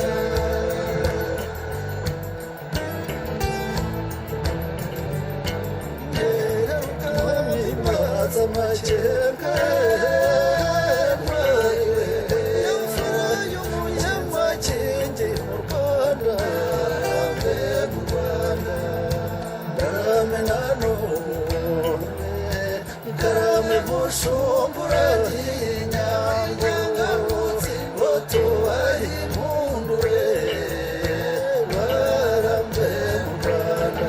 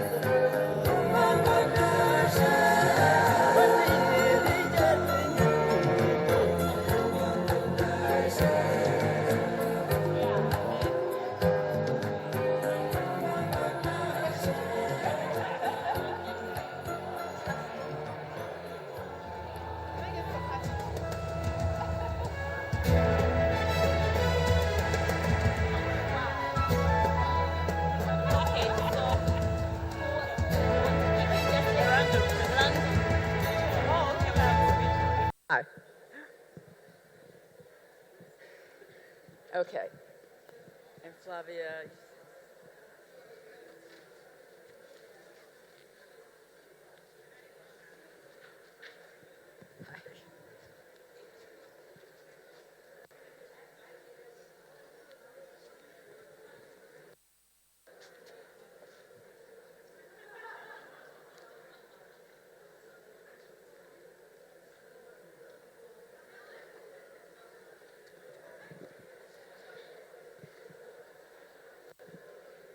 People in the back, please move forward.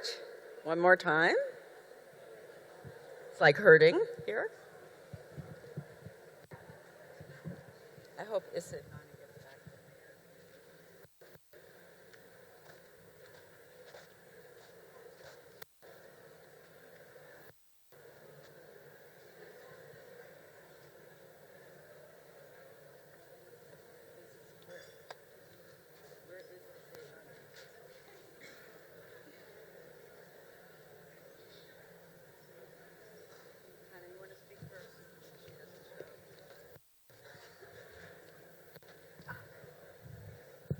Okay, our last speaker has arrived.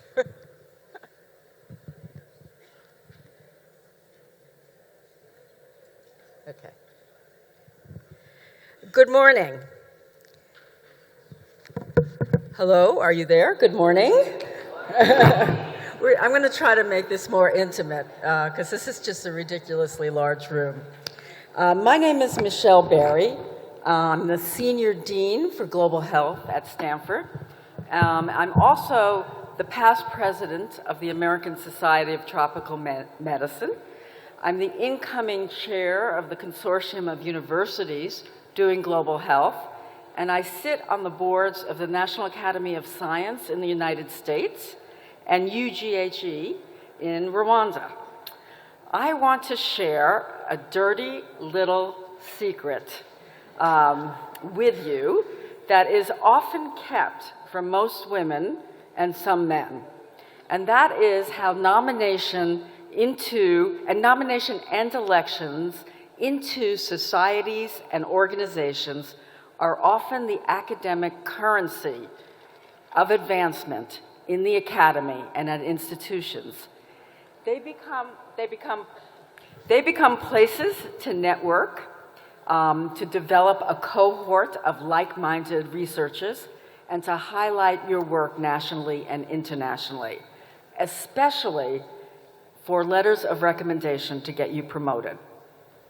Yet, entry into these societies and organizations often need selection and election that have both what I think are tremendous gender bias, both implicit and explicit, overt and subconscious.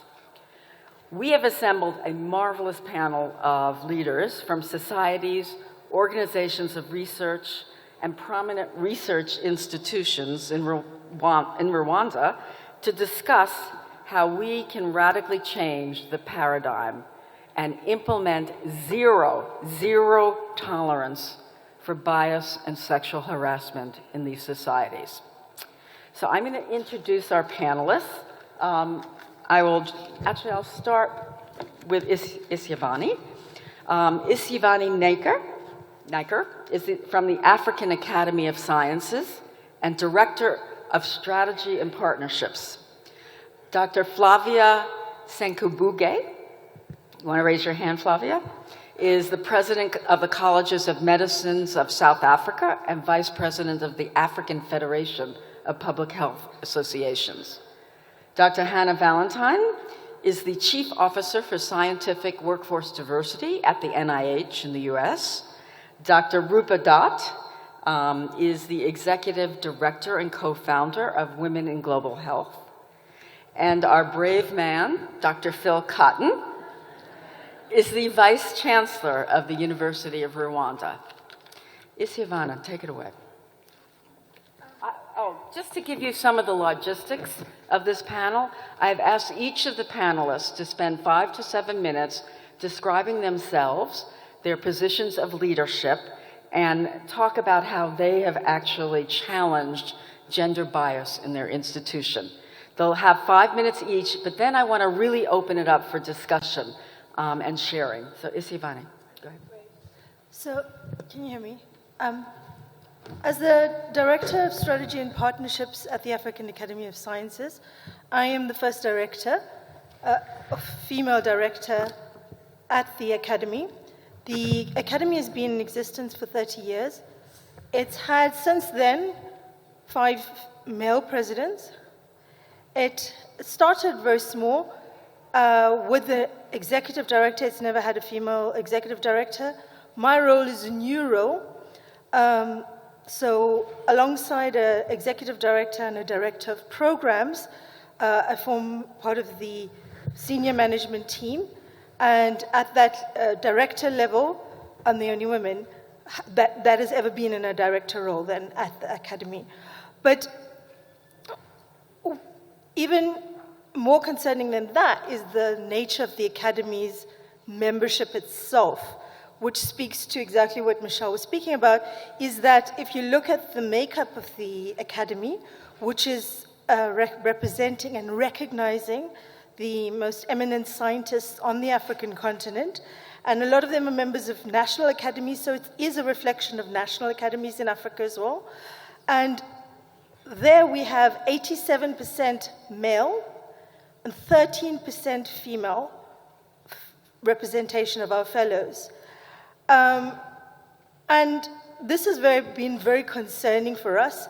Over the past 2 years, that has been increasing because of deliberate efforts on behalf of the team. And one of the reasons why it is because it becomes part of a network where it becomes an all-boys club. So to become a member of an academy, you need to be nominated by a fellow member. So if you have 87% males, then the likelihood of them nominating other males, because they usually gather in men's clubs and play golf together. So, you know, the ways that they form relationships are very different. So the key thing is then how to be deliberate. It has to be merit-based. It has to be based on recognition of the work that they've done. But so the other thing that you don't want to do is say, oh, we will have a different criteria for women to be accepted. Because unfortunately, what you find within academia, or maybe women being in roles anywhere, is that often they get down and do the job and very involved in mentorship, in working really hard in teaching and developing students, but not really very good at putting themselves up for being recognized, and are not seeking that out actively. So how do we do that? Because men within those roles, which reflects itself in the academia, are seeking out those more actively. So the key thing is to get women, and I think it was raised in the previous panel, how do they form part of leadership networks? How do they become part of understanding how these societies work in order for them to become deliberate in seeking this out, recognizing that besides actually in universities you find that teaching gets the least recognition, and publishing of papers and membership of these organizations actually the most recognitions, which then translates into women becoming more, less recognized, and therefore less recognized in positions within universities to become vice chancellor, etc., because they are not actively seeking it out. On the one hand, most women say to you, that's not, how we operate. But on the other hand, it makes it very difficult for young women, as the women spoke this morning, seeking role models, and for women working in those environments like myself, and others, to have the environment that is conducive for you to stay. So that's one of the, the situation is not very good. There are attempts to address it, but unfortunately the people that need to address it then are the people that themselves who are part of the problem, who are creating the gender gap in a way. So how do you then sometimes maybe make different rules? Because if it is, one of the things that we've looked at is, if it can be only fellows that nominate fellows, we're not going to address this there should be other criteria that if someone is recognized as doing excellent science, they should be nominated. There should be another route for them being nominated. And then we could be deliberate in looking specifically at women's science. Because I can tell you there's a lot of women that I meet at places like this, at conferences like this, and various other conferences that we're part of, that have very senior women that are not fellows. But invariably, most of the men that are there are fellows, from Africa. So why is that happening? It's not just that they're not excellent women doing science on the continent, it's that they are not being represented. Thank you. I can tell you that one way the National Academy of Science has tried to tackle this, with a lot of pressure from some of us, is to have a level of emerging leaders. And in that level of emerging leaders, you can have a database of women. Sorry, could I just then continue very briefly with that? I forgot to mention that. We have instituted in the past 2 years an affiliates program, which is exactly that, which those are the people that are on track to become the next, the fellows of the Academy, and there we actually find a much better representation of around 60-40, still not, parity, but around 37, 60. Yeah. So you've heard from the African Academy. I'm going to turn to Hannah Valentine, because not only is election into these societies really, or academies, really important, it's also really important to get funding. And I'm going to ask, since Hannah works at the National Institute of Health in the US, and she is really an icon in trying to change the system, I'm going to ask her what's going on at the NIH about gender bias for funding. Thank you very much, and good morning to everybody. I'm delighted to be here, and I bring you greetings from Dr. Francis Collins, who is the NIH director and a well-known advocate for women, particularly women in leadership. And I think to put my position into context, I'd like to just share with you in a minute about my background.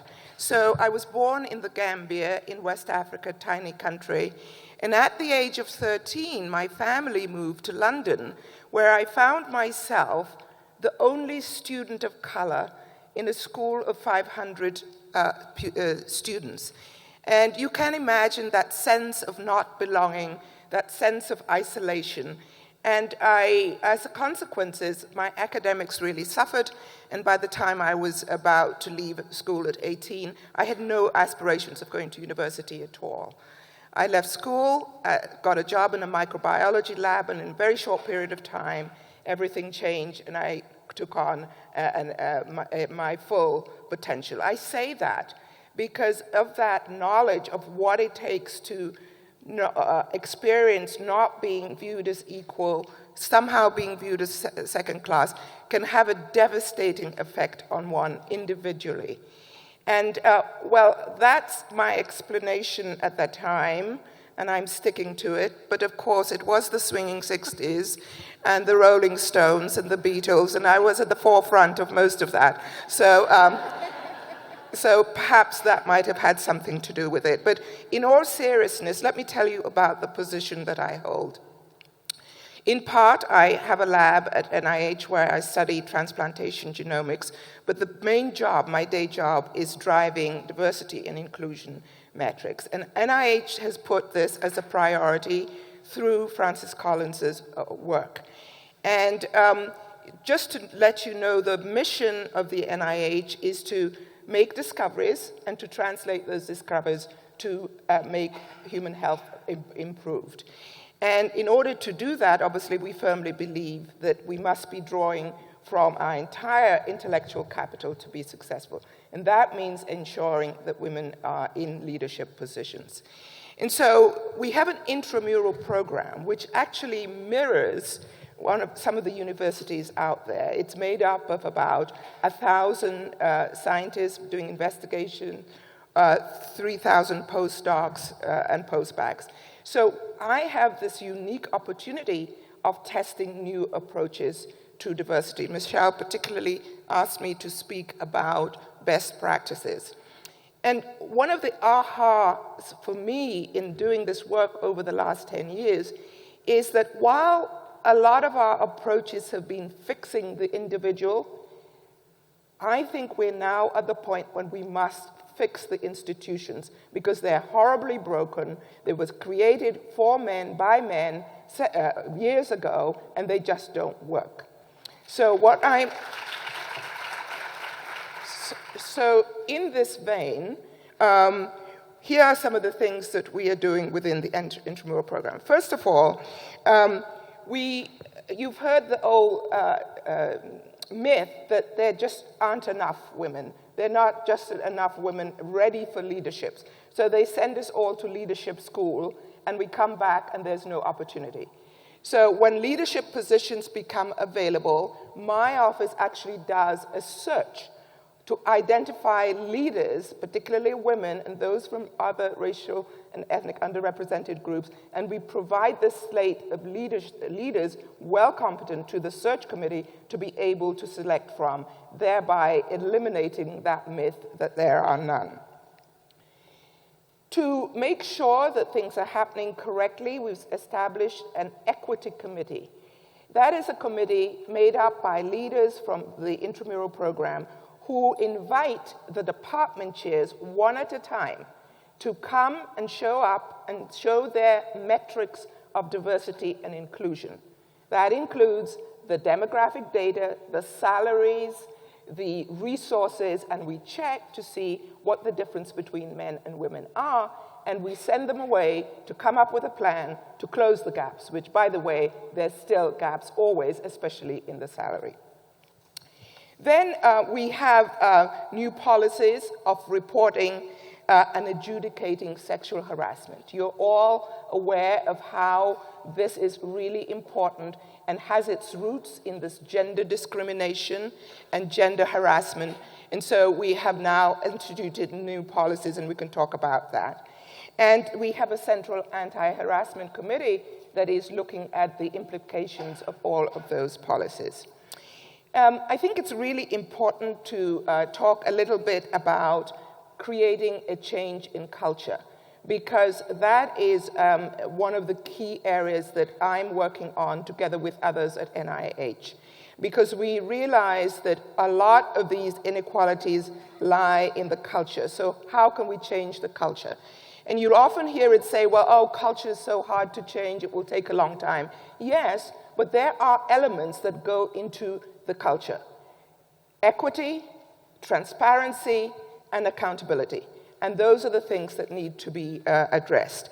In terms of transparency and accountability, we are really looking at new ways of reporting sexual misconduct and coming out with a slate of penalties and publicizing them when they occur. We are looking at restorative justice to make sure that the targets or the victims of sexual harassment are really taken care of, because these experiences are dedicated. We are trying to create safe workplaces, and in that vein, to mitigate that dynamic between the trainee and the principal investigator, which often leads to this these issues. And to do that, we think those trainees have to have their own independent funding so that they're not continually under the wings of this person. We are also working on eliminating those male-dominated leadership positions by those mechanisms that I've explained to you, to identify women, nominate them, and then, this is really important, training search committees, granting committees, people that review applications to eliminate or at least mitigate the impact of bias, be it implicit or explicit bias. And what I do is I go to every search committee and I talk about this, and I give them tools of how to mitigate those effects of implicit bias. And I will say we're seeing some change. In the 5 years that I've been at NIH, our representation of women in tenure-track positions has gone from about 32% to now 45%. So we have been creating that pool. There are 27 institute directors, and when I got there were 3, and now there are 10, so we're moving forward with that. But I think the key thing is to take a view that this is an institutional problem, a systemic problem, and it must be fixed, and we can't just go on continually fixing the woman. And I'll stop there. Thank you, Hannah. Flavia, your leadership positions in South Africa, both in medicine and public health, you want to share your perspective? Thank you very much, and I must say that I'm so delighted to be part of this panel, and I think with the organizations that I represent, I want to say that we are deeply honored to be invited and have this kind of dialogue. I always say that the people of my generation, we are the people of Mandela's generation. And, we are, as Hannah has just said now, the people who were first people of color in the traditionally white schools. We were the first in traditionally white universities and such. We, had a call. I always say we are the transitional generation because of the fact that a lot of the spaces and places that we found ourselves occupying, we were not prepared for, and also we were not expected to occupy those particular positions. And not only if you were, for instance, in a high school as a child of color, not only did you face the issues around your academic endeavor, but issues around racism, gender discrimination. But I think you also had something that we don't talk about so often, and that is the responsibility that is placed on this first black woman, first this, first that. And that responsibility is really to transform, and nobody really teaches you the skills nor the tools. That's why I'm excited that Rupa is going to be talking about that, as part of her presentation. So I am the first black woman president of the Colleges of Medicine in South Africa. It is a 64-year-old body that...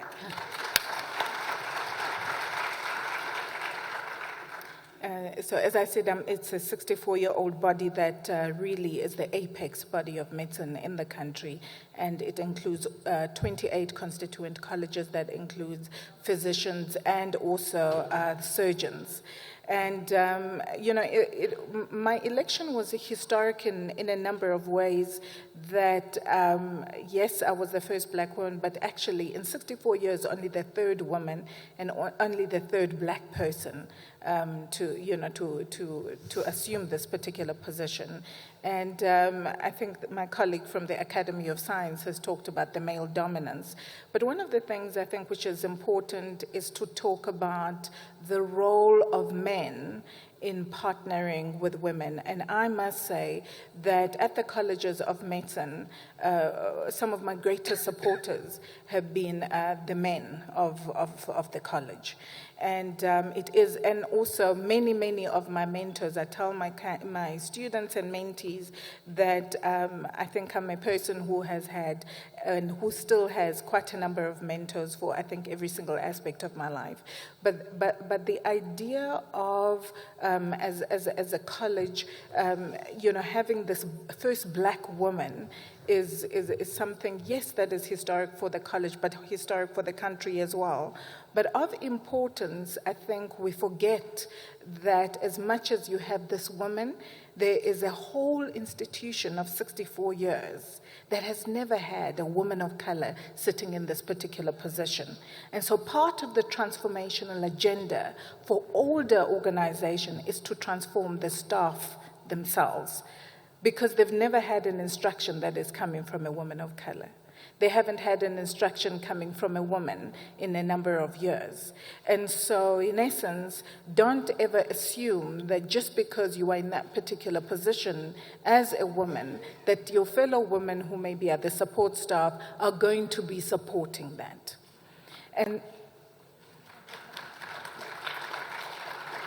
And I don't think it comes from a malicious place. I think it's because of the unconscious bias, that they actually don't know what to do with you. And so as a college, one of the things that we have done is to go on what we have called listening tours. The listening tours have been, yes, to listen to our stakeholders, but also to sit and demystify these 64-year-old organizations. Because if you are going to encourage women to come and sit in these spaces and places and break the proverbial glass ceiling, you've got to demystify the organizations. You've got to literally, as we say in Africa, take that mat out, sit on the floor, and have a honest and candid conversation about why women are not taking up these positions. And I remember going on a listening tour, it was 2 weeks ago, and one of the women professors said to me, I cannot believe that you really put your hand up and became the college president. And I kept on saying to myself, I'm only coming to this listening tour to have a look at her and, kind of say, what is it that pushed you? And in essence, now that I have sat with you, I think I'm going to put myself up for a leadership position. And so it is important, part of the reason why women are not taking up positions is because of that face. And I think somebody asked in the earlier on plenary, how do we support women who are first this, first that? It is something that is very important, but I want to flip it back and say, the women who are first this, first that, part of your job is not only just to ensure that the organization works, but you really are a walking role model for other women. And so in essence, there is an onus on you to be visible and to be present in the spaces and places where women and men congregate. It is also important to demystify and talk to and break down the fears that your support staff may have, that you're not going to be somebody, because there are, held biases around women leaders. And so don't ever assume that just because you're a woman, women will want to work with you, because there are all these inherent biases. We have found that as a college, the listening and the hearing, and then drafting policies that have been mandated not from historical places, but from the voice of the people has become very important. And the reason why we do that is really part of our natural progression and the way we lead as Africans.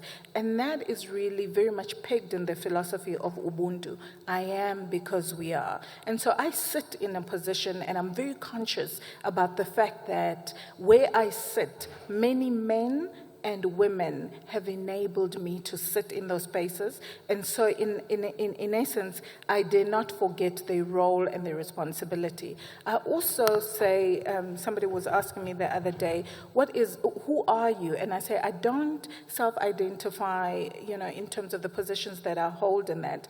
But what keeps me going, it is very important, the support of women who find themselves in academies and all of that. And my support comes from an intrinsic base of knowing that I am my grandmother and my ancestors' answered prayer.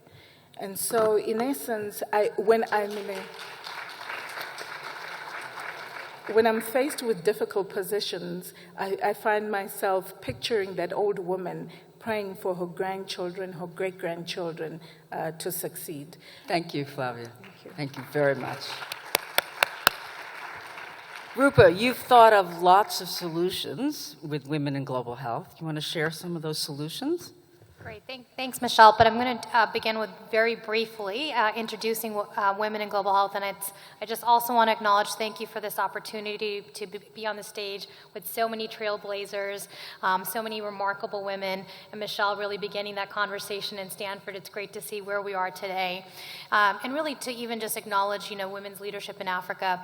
A bit about women in global health. We started in 2015. We were founded by a group of early career women, millennials, who really felt committed to the field of global health, but when we started looking around, it was exactly the issues that have been already raised. Women make up majority of the workforce, but when you look at top leadership, they're not represented. When you start even going further beyond just gender, diversity, power relations, privilege, intersectionality, some of those real tensions of just even sharing a space to be able to do things more effectively were really, really tough. And so we felt our approach would be starting a global movement called Women in Global Health. Without any resources, we showed up at the World Health Assembly, started a round table and said, this is the launch of the movement. And what's remarkable, thank you. And what's remarkable is the power of coalitions and partnerships. And we've been able to do so much because of the partnerships, especially being able to work with Dr. Berry here on the conference, but many other ones. And so what we talk about in Women in Global Health is that the 21st century version of elevating women's leadership must be about doing things differently in gender equality. And what that means for us are 10 points. Changing the narrative. We've already heard about that. What that means for us is that women are valued and seen as change agents, not vulnerable populations. Secondly, shifting the mindset. We've heard a lot about that too, but we need to start having more complicated conversations, not be afraid to have those conversations, because if we don't, we're still not going to achieve what we want to imagine in this world. So Flavia, your whole point about pulling the mat out, I love that. We need to have those difficult conversations. We need to include voices from the global south, but I think even go a step further than that. Really get the community voices engaged. Global health is, after all, about reaching the hardest to reach places, the last mile. We need to start recording and valuing what women do. So again, this is a big area that we're advocating for. We call for adopting gender transformative approaches, and what that means is not only acknowledging that gender is a key aspect of everything that we do, but going a step further and really making sure that we're rooting out the issues that are causing gender inequities, bias, discrimination, a lot of what's been discussed, and that's called transformative. So really doing actions about it. Acknowledgement is no longer okay. And this really goes on to the 6th point about rooting out inequities. And that means getting to the heart about this. This is a conversation about power. What we've heard is Dr. Berry opened by saying leadership roles in professional societies are the currency. And it's important to acknowledge that for women's leadership to thrive, we need to have conversations about power and shifting power, transforming power. And then finally, I'd like to also say closing all gender gaps, customizing policy solutions, supporting collective action, and then really making sure that gender equality remains everybody's business. And how we're doing that in Women in Global Health is in a few key ways. We've been able to launch a global movement that now has 10 chapters around the world, 20 in the pipeline, all grassroots, all women-led, but with male allies and all other genders being allies. This is volunteer-led, so it's really a very passionate issue, and we are really tapping into that collective action. But what we're doing is we're giving tools that people can use to advance the dialogue in their communities, in their organizations, in their institutions. One is a checklist that you can find on our website for event organizers and committee organizers. If you follow these 10 steps, it's been already proven that you're actually going to see a reduction in the gender gap. So this includes at least including 20% of the steering committee to be women. I'd say you should be 50-50, but if you don't begin with a 20%, you're not going to see women in your programming. And going further and making sure you're including young people, you're including community voices, health workers, we're including nurses. Next year is going to be the year of the nurse and midwife for the first time. So really using these type of approaches. The second tool that we have is a pocket guide. It is just about the size of an index card, and there are different ways that every person in this room can somehow advance gender equality, whether you're a team member or a team leader in international health and global health. There are ways that you can change the practices of your own individual leadership. So gender transformative leadership acknowledges that there's a role for individual relations, and Flavia, you mentioned about how women supporting women is quite important, and how men supporting women is and all genders, that really begins with those individual aspects. So these are two particular tools that we've seen. One conference that we worked with in the last 4 years, actually a conference Flavia and I first met at, in the last 4 years, when we first showed up as Women in Global Health, we did this really simple exercise. We started counting male to female speaker ratios. Of course, the conference organizers collect this, but they're not transparent about it. And the first year when we did the numbers, it was a shocking 25%. Now, fast forward, we've tried to approach this from multiple angles. We tried to get the top leadership buy-in, get the grassroots approach, so getting conference attendees to join in raising the fact that there is a gap. And now, 4 years later, after they've used our checklist, after all the conference attendees, like the power of all of you in this room at any conference you go to, combined together, for the first time, they had 45% women speakers. And in closing and being mindful of time, tools are only effective when we work on them together through collective action. So I'd really like to encourage for, really changing the cultures of professional academies, associations, that we use multi-pronged strategies, really start doing things differently, and being comfortable having those difficult conversations. Thank you. Thank you. So clearly, we're going to go nowhere unless we have men as our partners. So I'm going to turn to Phil Cotton, and who is the chancellor at the University of Rwanda. And you want to share Thank you very what much. you've done at that university? Thank you very much, Michelle, and good morning. I'm the Vice Chancellor of the University of Rwanda, the CEO. The Chancellor is actually... I promoted you. Yeah, thank you. Because you're a brave man. You're up here. The Chancellor is actually a woman, the Chancellor of the University of Rwanda. And yesterday, the Chancellor conferred degrees on 9,500 young Rwandans in Huye. And we regard our students as the most precious made in Rwanda products you could ever find. You may find baskets and bags outside you can buy, but simply the most precious products are the young people of our nation. And yesterday, amongst the 9,500 students, there were 37% of our graduates are young women.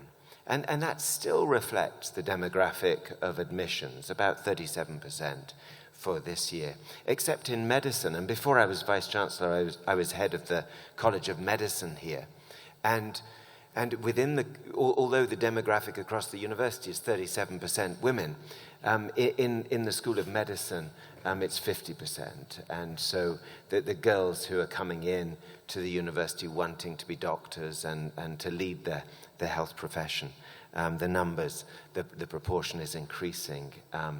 Now, we've done some studies to try and work out why that might be, and our Center for Gender Studies is following this closely. We're also looking at the moment not only of the position of women within academia, and 24% of our academic staff are women, but women are outnumbered by men when you get to the senior ranks. So there are 5 full professors for every 1 woman full professor. There are 4 associate professors for every 1 woman associate professor. But a higher proportion of female academic staff are publishing in high-impact journals. 27% of women are publishing in high-impact journals, as opposed to 19% of men. And we're also tracking at the moment the authorship position. And we can see over the last 6 years that the authorship position is changing, and women are leading teams and becoming PIs on programs. Gender and discrimination and bias is part of what we view in the university as corruption. Anything that distracts you from the path that you're on, the path of seeking honesty. And while it may all have its origins in the oppression narratives in Rwanda, where the government has been fighting for many, many years to remove difference and discrimination. You'll note that all of our laws and all of our policies in the country and within the university have gender-specific clauses. And simply, the greatest advocate for women in this country is the President of the Republic, Paul Kagame.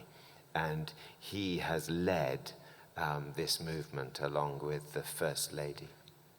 Now, we have problems because we write policies, but we write policies from an andronormative perspective. So I'll share you an example which is a little bit embarrassing for me. But we've got this policy, you see, on whistleblowing. And it's a really good policy. It's a fantastic policy, and it's an amazing policy because it allows all students, all young people in the University of Rwanda, whether male or whether female, to whistleblow on corrupt practices, on sex for marks, money for marks, whatever. But you see, because the university community changes quite a bit, within the policy, you've got the names of the senior positions in the university as neutral people that students can whistleblow to, rather than named individuals. But of course, what we didn't account for is the fact that men occupy most of these positions, and they probably will. When the men rotate out of these positions, more men may come into those positions. And so we had created, unwittingly created, a policy that continues to oppress young girls in the organization.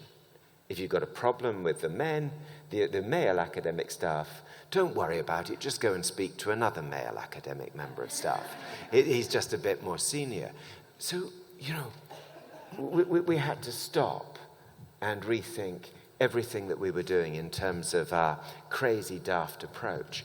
Because, and now we're looking at instituting a third party, somebody external to the university and neutral to the university. But you see, we've still got a problem because when students use that policy and report, if the people that they're reporting to have the kind of overt prejudice or leakage of prejudice, which is it's just a silly young person making a bit of noise, then even the implementation of the policy is essentially flawed. So we're trying to learn all of the time. Now, our student guild is a bit further ahead than us. They have a gender minister. We have 9 campuses, 29,000 students in the University of Rwanda, and there are 9 gender ministers. And for the university, the main university headquarters, there's a gender ministry too. But one of our problems, and I say this to my students all of the time, is that we have to stop living up to people's prejudices. And that's what we do as a university in East Africa that is hitting above its weight, that is recognized by Clarivate Analytics as a rising star, that it is the second most influential university in East Africa after 6 years of life as a university. We have to stop living up to people's prejudices and live beyond our own wildest expectations. But we've got to create the right culture and right environment in which students can do that. And I make an explicit link with the Human Capital Index here. How on earth are you going to help people or achieve through the university an environment in which people can achieve their full potential if you don't manage these issues? And so we've got a whole series of policies around nursery provision, girls' rooms, tackling period poverty, as well as simple things that I know people laugh at quite a lot. But I went through all of the policies of the university and changed every single phrase, he or she, or he and she, to she and he. So every policy now says she or he must do this. It's silly things that people maybe laugh at us for taking our time to do, but I think are fundamentally important. I want to finish on one thing, Michelle, and that is that there's a ranking, an international ranking for universities and their gender equity. It's a problem. It's a problem because, like all international rankings in higher education, it comes from a colonial base and a colonial set of thinking and metrics. So please, if you want to talk to me about what we're doing in the University of Rwanda, don't bring these metrics to me, because those metrics in and of themselves are essentially oppressive. And so we create an environment in the university that liberates people to be their best, whether they're academic staff, administrative staff, students, male, female, black, white, LGBTQ, whatever faith, because this is a place where you're seeing a massive transformation, where there is no difference and no discrimination. Thank you. Thank you. So I'd like to use these last 10 minutes to challenge the audience to come up with questions and ideas on how to change this paradigm after hearing from this great panel. So please come to forward and then identify yourself. And why don't we take 3 questions so that we have good timing. I don't know, do we have, I have an extra.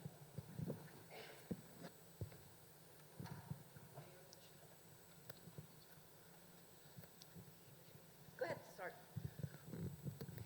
First of all, thank you so much for a wonderful, wonderful panel and wonderful conference. My name is Dr. Osnat Levtzion Korach. I'm a pediatrician, and I'm the CEO of Shamir Medical Center in Israel, being the first female to be a CEO of a governmental hospital in Israel.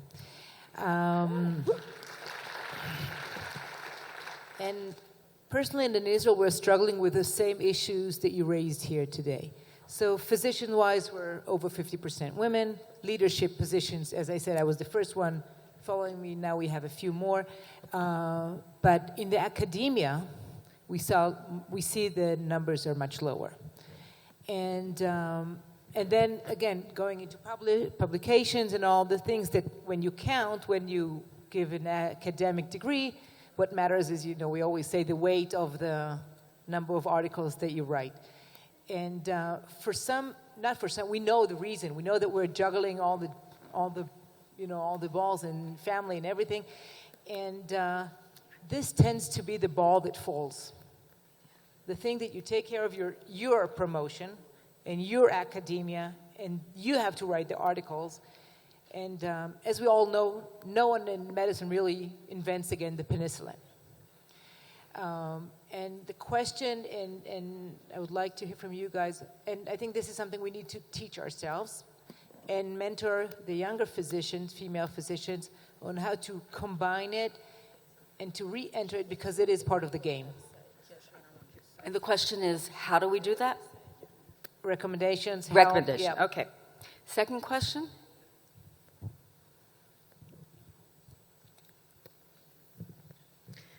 Thank you. My name is Rhoda Wanyeze. I'm a Dean, School of Public Health in Makerere University. My first question to the African Academy of Sciences, with these nominations, could you task the men to nominate an equal number of women? If they must nominate, there must be women out there. The second issue is, I like the idea of deliberately searching that the NIH has tried to do for women that should be part of the academy, but they are not. You could come up with some parameters that you could use to deliberately search and get, if those men can't find the women, show them the women and ask them to check and nominate them. My last question was negotiating for change. We've had good examples, for example, that the NIH has achieved in terms of gender equity, but how did you negotiate this? Is it that the leadership deliberately supported this? Did you have to go around negotiating this? Because this is a big challenge for many of us. Thank you. Thank you. And the third question? I'm Dr. Shabnam Sarfaraz, and I come from Pakistan, where I work at the ministry, and I'm heading the portfolios for health and education. I'm also one of the 4 women health leaders who were selected globally for the inaugural cohort of the Harvard Global Health Lead Fellowship. At the policy level, where I think it is important for us to take some actions for lasting changes into, the problems that we are discussing over here, we see very little evidence available to us. And I think academia can play a very, very important role in helping ministries across the world in generating this multi-country evidence, helping us to take our decisions and refining our policies. Because for us to have these policies in place is very important. Our efforts will gain momentum if these policies are there to back it up. So I wanted to hear of some of such initiatives being undertaken in the academic environments that you are operating in. Thank you. Okay, thank you. So the questions, the woman from Israel asking about how we juggle family and publications and academia. The dean from Makerere about nominations of, particularly to you, Asifedi and Tahana, about how NIH and the African Academy. And the third is to all of you, as to what is the evidence base, the woman from Pakistan, what's the evidence base that we can share with ministries to change policies? You want to take the first, Isiane? Okay, great. Regarding, I think the first question is very, really important, and I think it also needs a woman to become more, I don't think it's about confidence. I think it's about, what you're saying, Flavia, is about, until you see people in those positions, do you have to be the first one, but how do you talk to those people? And I think those conversations, I went to that Women Leaders in Global Health conference in the US, and it was so great to be among these women. I was part of a panel there because I felt that, that was one of the places I felt that conversation is so important because you get the support system. And I think from that you can get to that next step. Because I think women are often very nurturing and focusing on, that, but not focusing. And that's why we don't have them being recognized as fellows, because they are great. There's no doubt about that. It's just that they're not putting themselves forward and they don't see that as important as the other aspect. Regarding the nominations process, yes, we are, as we said, we are looking at those mechanisms, but unfortunately, because of the nature of these things, it has to go back to the General Council, which are predominantly male, to make some of those decisions. And I can say aging also then come from a specific mindset. They're not the younger generation of males. So within the governing council, you have that. So that's a challenge. So one of the things that we're trying to propose is that there needs to be a rotation regionally around who the president becomes, but also in terms of if you've had 5 presidents that are male, there should be something that says actually preference would be given to female candidates, and a ranking should be allowed where that they would get in the nominations process yet.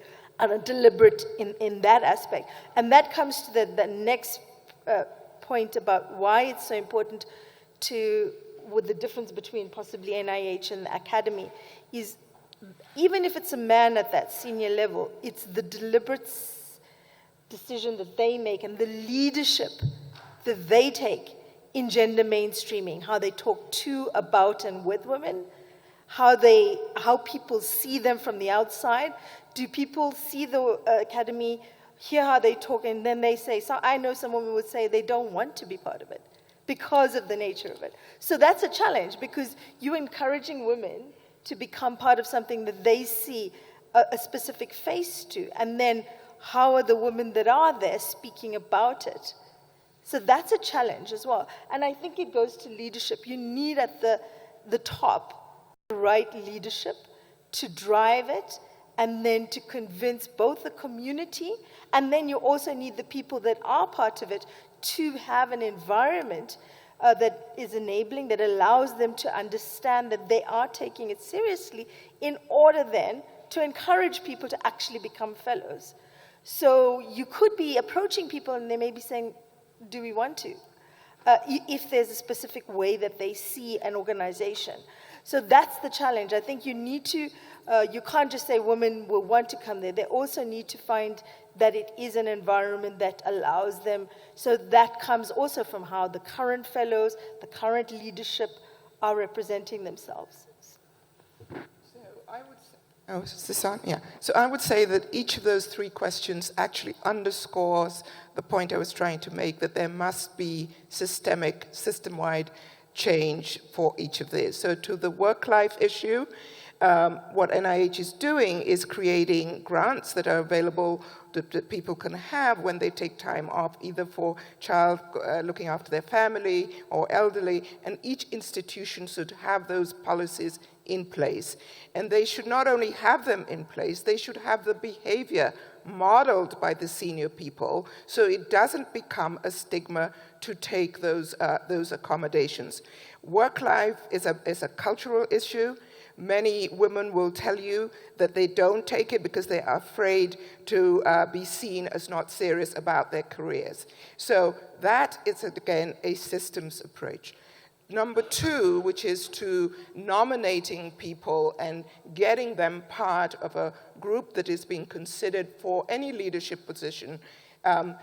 What NIH did is actually created broad search committees so that boosted the numbers of women in the applicant pool, number one. And then number two, created specific criteria of what was being looked for. This is, I can't underestimate that. And when they did that, we found that the people that were the best rose to the top. And amongst that were many, many women, and so many more women got hired. So we are not asking for any special reason or any special award. We're asking for just to be viewed as being the best in the pack, and you'll find that often women are. So if you have those systems approach to it, you will do well. And then finally, the policy issues, I think I covered it in this. The one thing I think policy that nobody is doing, including NIH, is accountability. Tying rewards to the behaviors that we want to see. We do that for all of our major missions, right? But when it comes to diversity and increasing gender equity, we don't get a we don't get a reward, we get an award, we get a plaque. Well, I think most of us are tired of having these plaques. We want to be rewarded for the good behaviors. Stop there. I think, unfortunately, we're out of time. I have a strict time limit. Please feel free to come up here afterwards and talk to any of our panelists. But I guess my challenge is to the senior people, senior women and men in this audience. Please, it's not just about mentorship, it's about sponsorship and putting women forward into these positions of power. So thank you very much.